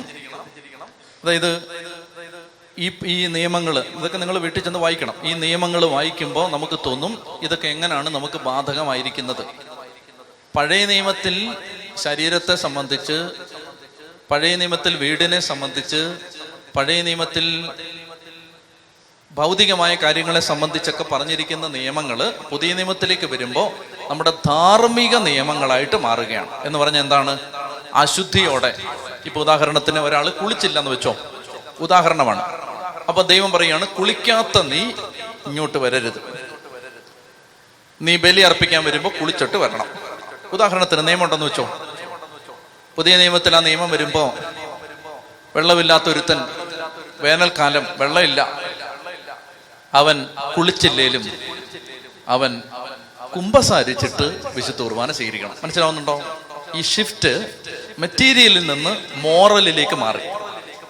ഭൗതിക കാര്യത്തിലെ നിയമം എല്ലാം ധാർമ്മിക നിയമമായിട്ട് മാറി. എന്ന് പറഞ്ഞാൽ നിനക്ക് ശരീരത്തിൽ കുഷ്ഠമുണ്ടെങ്കിൽ നീ ദൈവത്തെ ആരാധിക്കരുത്. പുതിയ നിയമത്തിൽ വരുമ്പോഴോ നീ അശുദ്ധിയിലും പാവത്തിലും കഴിഞ്ഞിട്ട് കൂടുതൽ ഹല്ലേലൂയ ഒന്നും പറയണ്ട. മനസ്സിലാവുന്നുണ്ടോ? ഈ ഷിഫ്റ്റാണ്. പഴയ നിയമത്തിൽ ഭൗതിക കാര്യങ്ങളുമായി ബന്ധപ്പെട്ട് പറഞ്ഞത് പുതിയ നിയമത്തിൽ ധാർമ്മിക തലത്തിലേക്ക് മാറി. ഇത് ആരാ മാറ്റിയത്? അങ്ങനെ മാറ്റാൻ പറ്റും എന്നൊരാൾ ചോദിച്ചാൽ, പൊന്നു സാറേ, ഞാൻ മാറ്റിയതല്ല, കർത്താവ് മാറ്റിയതാണ്. കർത്താവ് എങ്ങനെ മാറ്റി? ശിഷ്യന്മാര് കൈ കഴുകാതെ ഭക്ഷണം കഴിച്ചുകൊണ്ടിരുന്നു. അപ്പൊ യഹൂദന്മാര് പറഞ്ഞു, ദേ ഈ 613 നിയമത്തിൽ ഒരു നിയമം, കൈ കഴുകിയിട്ടേ ഭക്ഷണം കഴിക്കാവൂ. അപ്പൊ കർത്താവ് പറഞ്ഞു, എടാ, കൈ കഴുകാതെ ഭക്ഷണം കഴിക്കുന്നു, അത് പഴയ കാലം, അതല്ല ഇപ്പോഴത്തെ പ്രശ്നം. നിന്റെ അകത്തുനിന്ന് എന്തൊക്കെയാ വരുന്നത്? വൈരാഗ്യം, വെറുപ്പ്, അശുദ്ധി, കോപം. അതാണ് ദൈവം ഉദ്ദേശിച്ചത്. അപ്പൊ ആരാണിത് തിരുത്തിയത്? ഏതെങ്കിലും ധ്യാനഗുരുവാണോ? അല്ല, ഈശോയാണ്. അപ്പൊ ഈശോ ഇങ്ങനെ മാറ്റിയിട്ടുണ്ട് ഇതിനെ. അതുകൊണ്ട് പുതിയ നിയമത്തിൽ നമ്മൾ ഈ പറഞ്ഞ നിയമങ്ങൾ, നീ മുയലിനെ നിനക്ക് ഇഷ്ടമാണെങ്കിൽ തിന്നോ, പന്നി ഇഷ്ടമാണെങ്കിൽ നീ തിന്നോ, നീ അതിനകത്ത് കിടന്നോ, ഒരു കുഴപ്പമില്ല. പക്ഷെ നീ ഈ കൊള്ളരുതായ്മയും അക്രമവും വെട്ടിപ്പും തട്ടിപ്പും എല്ലാം കാണിച്ചിട്ട് നീ വെള്ളയിട്ട് ഹല്ലേലൂയ പറഞ്ഞാലൊന്നും ഒരു കാര്യമില്ല. ഞാൻ എന്നെ ഉദ്ദേശിച്ചത് വെള്ളയും ചെത്തി പറഞ്ഞേ ഹല്ലേലൂയ. അപ്പൊ മനസ്സിലായല്ലോ, ഈ നിയമം അങ്ങനെ മാറി. അങ്ങനെ വരുമ്പോഴേക്കും എന്ത് പറ്റി? ശുദ്ധവും അശുദ്ധവുമായ ജീവികൾ. അതാണ് 11ാം അധ്യായം. ഇത് തീരാൻ പോവാ. 15 അധ്യായം ഇപ്പൊ തീരും. 11ാം അധ്യായം എന്താണ്? ശുദ്ധവും അശുദ്ധവും. നമുക്ക് അങ്ങനെ വിഭജനം ഉണ്ടോ? പഴയ നിയമത്തിലെ നിയമം അനുസരിച്ച് മുതലേ തിന്നാൻ പാടില്ല. എടാ, നിനക്ക് മുതലേ തിന്നാനാണ് ഇഷ്ടമെങ്കിൽ നീ തിന്നു, പക്ഷെ മര്യാദക്ക് ജീവിക്കണം. നിനക്കിഷ്ടമുള്ളത് തിന്നോളുക. ഓക്കെ? അപ്പൊ നിയമത്തെ കുറിച്ച് ക്ലാരിറ്റി ആയല്ലോ. ഇഷ്ടമുള്ളത് തിന്നോളുക, പക്ഷെ മര്യാദക്ക് ജീവിക്കണം. അടുത്തത് 12ാം അധ്യായം. പ്രസവിച്ച സ്ത്രീകള് പ്രസവത്തിന് ശേഷം പാലിക്കേണ്ട നിയമങ്ങളാണ്. അതായത് അവരുടെ എത്ര ദിവസം കഴിഞ്ഞ് പള്ളി വരണം, അങ്ങനെയുള്ള കാര്യങ്ങളാണ്. ഇതിനാൽ പ്രഖ്യാപിച്ചിരിക്കുന്നു, ഇതൊന്നും പുതിയ നിയമത്തിൽ ബാധകമല്ല. നാളെ മുതൽ ഏറ് വരാൻ തുടങ്ങും. അതുകൊണ്ടാണ് ഇന്ന് ലൈവ് ഇല്ലെന്ന് പറഞ്ഞു. മനസ്സിലായല്ലോ? അതായത് ചില ആളുകളുടെ ഉള്ളിൽ ചില പഴയ നിയമം ഇങ്ങനെ കെട്ടിക്കിടപ്പുണ്ട്. അവര് പറയും 60 ദിവസം കഴിയാതെ പള്ളി കയറി പോകരുത്. ഇതിനാൽ ഞാൻ പ്രഖ്യാപിച്ചിരിക്കുന്നു, ആ നിയമങ്ങളൊന്നും പുതിയ നിയമവിശ്വാസി നിനക്ക് ബാധകമല്ല. നീ പ്രസവിച്ച ഒരു പെൺകുട്ടി, ഒരു സ്ത്രീ 10 ദിവസം കഴിഞ്ഞ് പള്ളി വന്നാലും നിന്റെ ശാരീരിക അശുദ്ധി അല്ല, അല്ലെങ്കിൽ ശുദ്ധാശുദ്ധി, ആ ധാരണകളല്ല. നിന്റെ മനസ്സ് വിശുദ്ധമാണോ, നീ വന്നു. ചെത്തി പറഞ്ഞേ ഹല്ലേലൂയ. ഇനി ഒരു പൊതുവായൊരു സംശയമാണ്, ഈ സ്ത്രീകൾക്ക് മാസം ഉണ്ടാവുന്ന ശാരീരിക പ്രത്യേകത ഉണ്ടാവുന്ന സമയത്ത് വിശുദ്ധ കുർബാന സ്വീകരിക്കാമോ? ചെല്ലു പറയും, കുർബാന സ്വീകരിക്കുന്നത്. അത് ഈ പുതിയ നിയമത്തിൽ ബാധകമല്ല. മനസ്സിലാവുന്നുണ്ടോ? സകലമാന, എനിക്കറിയാം ചേച്ചിമാർക്ക് ശകലം ബുദ്ധിമുട്ട് വരുമെന്ന് എനിക്കറിയാം. നിങ്ങൾ പഴയ നിയമത്തിൽ കിടക്കുന്നതുകൊണ്ട് നിങ്ങൾ എന്നെ തെറി വിളിക്കും. ഇത് പുതിയ നിയമത്തിലാണ് നമ്മൾ ജീവിക്കുന്നത്. ഇതൊന്നും ബാധകമല്ല. ഇത് ബാധകമല്ല ഈ പറഞ്ഞു ഒന്നും. അതേസമയം നീ അമ്മായിമ്മയോട് കടുത്ത വൈരാഗ്യത്തിരുന്നിട്ട് പ്രൈസ് ലോർഡ് എന്ന് പറഞ്ഞിട്ട് വന്ന് കുർബാന സ്വീകരിക്കുന്നതാണ്. മറ്റേ ഞാൻ പറഞ്ഞ നേരത്തെയുള്ള സാഹചര്യമുള്ള സമയത്ത് കുർബാന സ്വീകരിക്കുന്നതിലും വലിയ തെറ്റ് നിന്റെ വൈരാഗ്യമാണ്. മനസ്സിലാവുന്നുണ്ടോ? അതുകൊണ്ട് ചില ആളുകൾക്ക് ഇത് ധാരണയുണ്ട്, ഇതൊക്കെ എന്ന് പറയുന്ന ആലോചിച്ചിരിക്കുകയായിരുന്നു. ഇപ്പൊ ഇതാ നല്ല സന്ദർഭം വന്നിരിക്കുകയാണ്. അല്ലെങ്കിൽ ഇതൊക്കെ പറയാൻ പോയ ആളുകൾ വിചാരിക്കും, യാക്ക് ഇതേ ഉള്ള പറയാൻ എന്ന് വിചാരിക്കും. അതുകൊണ്ട് ഇപ്പൊ ലേവ്യരുടെ പുസ്തകം വന്നത് ഇതൊക്കെയാണ് ദൈവം ഇതിനകത്തെല്ലാം എഴുതി വെച്ചിരിക്കുന്നതിന്റെ കാരണം. മനസ്സിലായില്ലേ? അപ്പൊ അതുകൊണ്ട് ആചാര അശുദ്ധി ക്രിസ്ത്യാനിക്കുണ്ടോ? ഇല്ല. ചത്തി പറഞ്ഞേ ഹല്ലേലൂയ. മനസ്സിലായോ? നിങ്ങൾക്ക് ഏത് ആരാധനാലയത്തിലും നിങ്ങളുടെ ഏത് ശാരീരിക പ്രത്യേകതയുള്ള സമയത്തും കയറാം. എന്നാൽ അശുദ്ധിയും പാപവും ഉണ്ടെങ്കിൽ അവിടെ നിങ്ങൾ സൂക്ഷിക്കണം. മനസ്സിലാവുന്നുണ്ടോ? ഞാൻ തെറ്റിദ്ധരിച്ച് നാളെ മുതൽ പറയരുത്. മറിച്ച് ഈ നിയമങ്ങൾ, പഴയ നിയമത്തിലെ ഈ പറഞ്ഞ ശാരീരിക അമ്മമാര് കുഞ്ഞുങ്ങൾക്ക് ജന്മം നൽകി കഴിഞ്ഞുള്ള ദിവസങ്ങൾ, ഇനി ചിലയിടത്ത് ചില സഭകളിൽ ഇങ്ങനെ രീതിയുണ്ട്, 40 ദിവസം കഴിഞ്ഞ് മാമോദീസ, 60 ദിവസം. അതൊക്കെ വെച്ചിരിക്കുന്നത് എന്തിനെന്നറിയാമോ? മാമോദീസ മുക്കാൻ വേണ്ടി കൊച്ചിനെ കൊണ്ടുവരുമ്പോൾ അതിന്റെ കഴുത്ത് നേരെ നിൽക്കണ്ടേ? മനസ്സിലായില്ലേ? അതിങ്ങനെ കൊച്ചിനെ പിടിച്ചിരിക്കുന്ന സമയത്ത് അത് ക്ലിങ്ങെന്ന് പറഞ്ഞ് കഴുത്തൊടിഞ്ഞു പോയാൽ പിന്നെ നിങ്ങൾ അച്ഛനെ തല്ലിക്കോ, അച്ഛനെ മുക്കും നിങ്ങൾ. അതുകൊണ്ടാണ് അതിനൊക്കെ 40 ദിവസം 60 ദിവസം 50 ദിവസം എന്നൊക്കെ പറയുന്നത്. അത്രേ ഉള്ളൂ. അമ്മയ്ക്കും കൊച്ചിനും പള്ളിയിൽ വരാൻ ആരോഗ്യം വേണ്ടേ? അതിനാണ് ഇത് 10 ദിവസം കഴിഞ്ഞ് 20 ദിവസം കഴിഞ്ഞ് 30 ദിവസം കഴിഞ്ഞൊക്കെ വന്നാൽ എന്ന് പറയുന്നത്. നിനക്ക് പ്രസവിച്ച് ചില അമ്മമാർ, പണ്ടത്തെ വല്യമ്മച്ചിമാരൊക്കെ 18 പറ്റ അമ്മച്ചിയാണ്. ഓരോ പ്രസവം കഴിഞ്ഞ് 15 മിനിറ്റ് കഴിഞ്ഞ് അപ്പുറത്ത് മറിയുന്ന അരി ഇടിക്കും. അതായിരുന്നു അമ്മച്ചിയുടെ ആരോഗ്യം. അങ്ങനെയുള്ള അമ്മച്ചിക്ക് പ്രസവിച്ചിട്ട് 5-ാമത്തെ മിനിറ്റ് കുർബാന ഉണ്ടെങ്കിൽ വന്ന് സംബന്ധിക്കാം, തടസ്സമൊന്നുമില്ല. നിന്റെ ആരോഗ്യം നീ നോക്കിക്കോണം. ചൊല്ലി പറഞ്ഞേ ഹല്ലേലൂയ. ഇനി ഞാനിത് പറഞ്ഞതിന്റെ പേര് നാളെ മുതൽ പ്രസവിച്ച പെണ്ണുങ്ങളെല്ലാം കൂടെ കയറി വന്നിട്ട് വല്ല ഉപദ്രവം ഉണ്ടാക്കിയിട്ട് അങ്ങേരുത്തനാണ് എന്ന് പറയാനും പാടില്ല. ശ്രദ്ധിക്കുക. 12-ാം അധ്യായം പറയുന്നത് അതാണ്. ബൈബിള് പഠിക്കുന്നതുകൊണ്ട് ഗുണമുണ്ടായില്ലേ? 12-ാം അധ്യായം. 13-ാം അധ്യായം കുഷ്ഠമാണ്. ഞാൻ കുഷ്ഠരോഗിയെ സുഖപ്പെടുത്തുന്ന സംഭവം മത്തായിയുടെ സുവിശേഷത്തിൽ പഠിപ്പിച്ചപ്പോ പറഞ്ഞിരുന്നു. കുഷ്ഠം 3 കാര്യത്തിനാണ്: ശരീരത്തിന്, വസ്ത്രത്തിന്, ഭവനത്തിന്. ആ നിയമങ്ങളൊക്കെ നിങ്ങൾ വായിച്ചാൽ മതി. 13ഉം 14ഉം അധ്യായങ്ങളിൽ ആ നിയമങ്ങളാണ്. 15-ാം അധ്യായത്തിലാണ് ഞാൻ നേരത്തെ പറഞ്ഞ ശരീരത്തിലുണ്ടാവുന്ന സ്രാവങ്ങൾ മൂലം, അങ്ങനെയുള്ള എക്സ്ക്രീഷൻസ് മൂലം ഉണ്ടാവുന്ന കാര്യങ്ങൾ, അശുദ്ധി, അതൊക്കെ നിങ്ങൾ വായിച്ചാൽ മതി. 11, 12, 13, 14, 15 അധ്യായങ്ങൾ പറഞ്ഞു കഴിഞ്ഞു. ശ്രദ്ധിക്കാമോ? അപ്പോൾ ഈ പറഞ്ഞതിന്റെ ചുരുക്കം ഇത്രയേ ഉള്ളൂ. നിന്റെ ശരീരത്തിലെ അശുദ്ധി അല്ല, അത് അശുദ്ധിയോ അല്ലേ, അതൊക്കെ വേറെ വിഷയം. അതൊക്കെ ഇന്നത്തെ കാലഘട്ടത്തിൽ ദൈവാത്മാവിൽ പ്രേരിതരായിട്ട് നമ്മൾ ചിന്തിച്ചാൽ ശാരീരിക പ്രത്യേകതകളൊന്നും അശുദ്ധിയല്ല. മനസ്സിലാവുന്നുണ്ടോ? അതൊക്കെ നമ്മുടെ ശരീരത്തിന്റെ പ്രവൃത്തികളാണ്. അത് എന്താ അശുദ്ധി? പറഞ്ഞാൽ പിന്നെ നമ്മൾ ഇതൊരു വചനവേദി ആയതുകൊണ്ട് ഞാൻ സ്റ്റാൻഡേർഡ് കീപ്പ് ചെയ്യണമല്ലോ, അല്ലെങ്കിൽ ഞാൻ ഓരോ ഉദാഹരണം തിരിച്ചങ്ങോട്ട് ചോദിക്കായിരുന്നു. അപ്പോൾ നിങ്ങൾക്ക് നല്ല വ്യക്തമായിട്ട് മനസ്സിലായത്. അപ്പോൾ അതുകൊണ്ട് ഇങ്ങനെയുള്ള കാര്യങ്ങളിൽ നമുക്ക് അശുദ്ധി, അങ്ങനെയുള്ള കാര്യങ്ങളൊന്നും ബാധകമല്ല. നമ്മുടെ മനസ്സ്, ആത്മീയത, ഇതാണ് പ്രധാനപ്പെട്ടത്. ഇനി മറ്റൊരു കാര്യം, ഈ കാര്യങ്ങളെല്ലാം ദൈവം വെളിപ്പെടുത്തിയതിൻ്റെ മറ്റൊരു കാരണം ഇതാണ്. ലേവ്യർ 15:31 പറയുന്നുണ്ട്, കൂടാരം അശുദ്ധമാക്കി അവർ മരിക്കാതിരിക്കേണ്ടതിനാണ് ഈ നിയമങ്ങളെല്ലാം തന്നിരിക്കുന്നത്. അതായത് ഒരുമിച്ച് ജീവിച്ചിരുന്ന ജനമാണ്. അപ്പൊ ആർക്കെങ്കിലുമൊക്കെ ഏതെങ്കിലും തരത്തിൽ ശാരീരിക പ്രത്യേകതകളോ ആ ശരീരത്തിന്റെ അശുദ്ധികളോ ഒക്കെ വന്നാൽ കൂടാരം അശുദ്ധമാകാതിരിക്കാൻ വേണ്ടിയാണ് ദൈവം അന്ന് ഈ നിയമങ്ങളെല്ലാം തന്നത്. ഈശോ വന്നതിനെല്ലാം നവീകരിച്ചിട്ടുണ്ട്. നമ്മളെ സംബന്ധിച്ചാണെങ്കിൽ ഇത് എങ്ങനെയാണ്, ഈ ശരീരത്തെ സംബന്ധിക്കുന്ന നിയമങ്ങൾ എങ്ങനെയാണ് ബാധകം? ഒറ്റ കാര്യം കൂടെ, ഇത്രയേ ഉള്ളൂ. അതായത് ഓരോരുത്തരും തങ്ങളുടെ ശരീരത്തെ മാന്യതയിലും വിശുദ്ധിയിലും കാത്തു സൂക്ഷിക്കണം. എന്ന് പറഞ്ഞാൽ കുളിക്കുകയും നനയ്ക്കുകയൊക്കെ ചെയ്യണം. അത് ബൈബിളിൽ പറഞ്ഞിട്ടുണ്ടോ ഇല്ലയോ എന്നുള്ളതൊന്നും വിചാരിച്ചിട്ടൊന്നുമല്ല, വൃത്തിയായിട്ട് നടക്കണം. നിങ്ങൾ കുളിക്കാതെ വന്നാൽ ആർക്കാണ് അതിൻ്റെ ഉദരവും? അടുത്തിരിക്കുന്ന ആൾക്കാണ്. നിങ്ങൾ സ്പ്രേ അടിച്ചാൽ അതിൻ്റെ ഗുണം ആർക്കാണ്? അടുത്തിരിക്കുന്ന ആൾക്കാണ്. അതുകൊണ്ട് നമ്മൾ നന്നായിട്ട് ഇങ്ങനെ, അല്ലാതെ അതാണ് വിശുദ്ധിയുടെ അടയാളം എന്ന് പറഞ്ഞിട്ട് കൂറ പിടിച്ച് നടക്കരുത്. അതൊന്നും അല്ല. നന്നായിട്ട് വരണം. പ്രത്യേകിച്ച് ദേവാലയത്തിലൊക്കെ വരുമ്പോൾ സൺഡേ ബെസ്റ്റ്. അതിനായി വെള്ളയിട്ട് വരാൻ ഞങ്ങൾ അച്ഛന്മാരിങ്ങനെ നിർബന്ധിച്ചുകൊണ്ടിരിക്കുന്നു. എന്തിനാണെന്നറിയാമോ? അതൊക്കെ ഒരു ദൈവത്തിന് കൊടുക്കുന്ന ഒരു ബഹുമാനമാണ്. അത് ഈ നിയമം പറഞ്ഞതിൻ്റെ പേരിലൊന്നും അല്ല ചെയ്യേണ്ടത്. അതൊക്കെ നമ്മുടെ ഒരു ആത്മീയ കാര്യത്തിന് വരികയാണ്. അപ്പോൾ എന്ത് ചെയ്യുന്നു? വൃത്തിയായിട്ട് വരണം. ചുമ്മാ പല കളറിലുള്ളതൊക്കെ ഇട്ടുകൊണ്ട് വരുമ്പോൾ ആളുകളുടെ ശ്രദ്ധ മാറും. ഇത് വെള്ളം ഇട്ട് വന്നാൽ എല്ലാം ഒരു വല്ലിരിക്കുകയാണ്. സിസ്റ്റേഴ്സിനെ കണ്ടിട്ടില്ല, എല്ലാം ഒരു വല്ലിരിക്കുകയാണ്. എല്ലാവർക്കും ഒരേ ഫേസ് കട്ട്. എന്താ കാരണം? അവരെല്ലാം ഒരേ ഡ്രസ്സ് ഇട്ട് നിൽക്കുന്നത് കൊണ്ട് അതിനകത്ത്. എന്നാൽ അതേസമയം ഒരു സിസ്റ്റർ നല്ല ചുവല കളർ ഇട്ടുകൊണ്ടിരുന്നാലോ ആ സിസ്റ്ററിനെ മാത്രം എല്ലാവരും ശ്രദ്ധിച്ചുകൊണ്ടിരിക്കും. അതുകൊണ്ടാണ് ഒരേ ഡ്രസ്. മനസ്സിലാവുന്നുണ്ടോ? എഴുന്നേറ്റേ.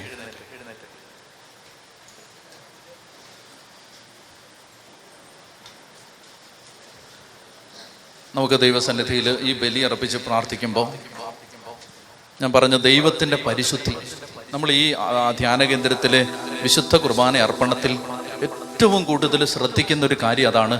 ദൈവം പരിശുദ്ധനാണ്. ദൈവം പരിശുദ്ധനായതുകൊണ്ട് ദൈവത്തെ ഉദാസീനമായും അശുദ്ധിയോടെയും ബഹുമാനമില്ലാതെയും സമീപിക്കരുത്. അതുകൊണ്ട് ഈ ബലിയർപ്പണത്തിൻ്റെ സമയത്ത് പ്രിയപ്പെട്ട മക്കളെ, നമുക്ക് ഏറ്റവും പരിശുദ്ധിയോടെ പരിശുദ്ധനായ ദൈവത്തെ ആരാധിക്കാനായിട്ട് ഒരുങ്ങാം.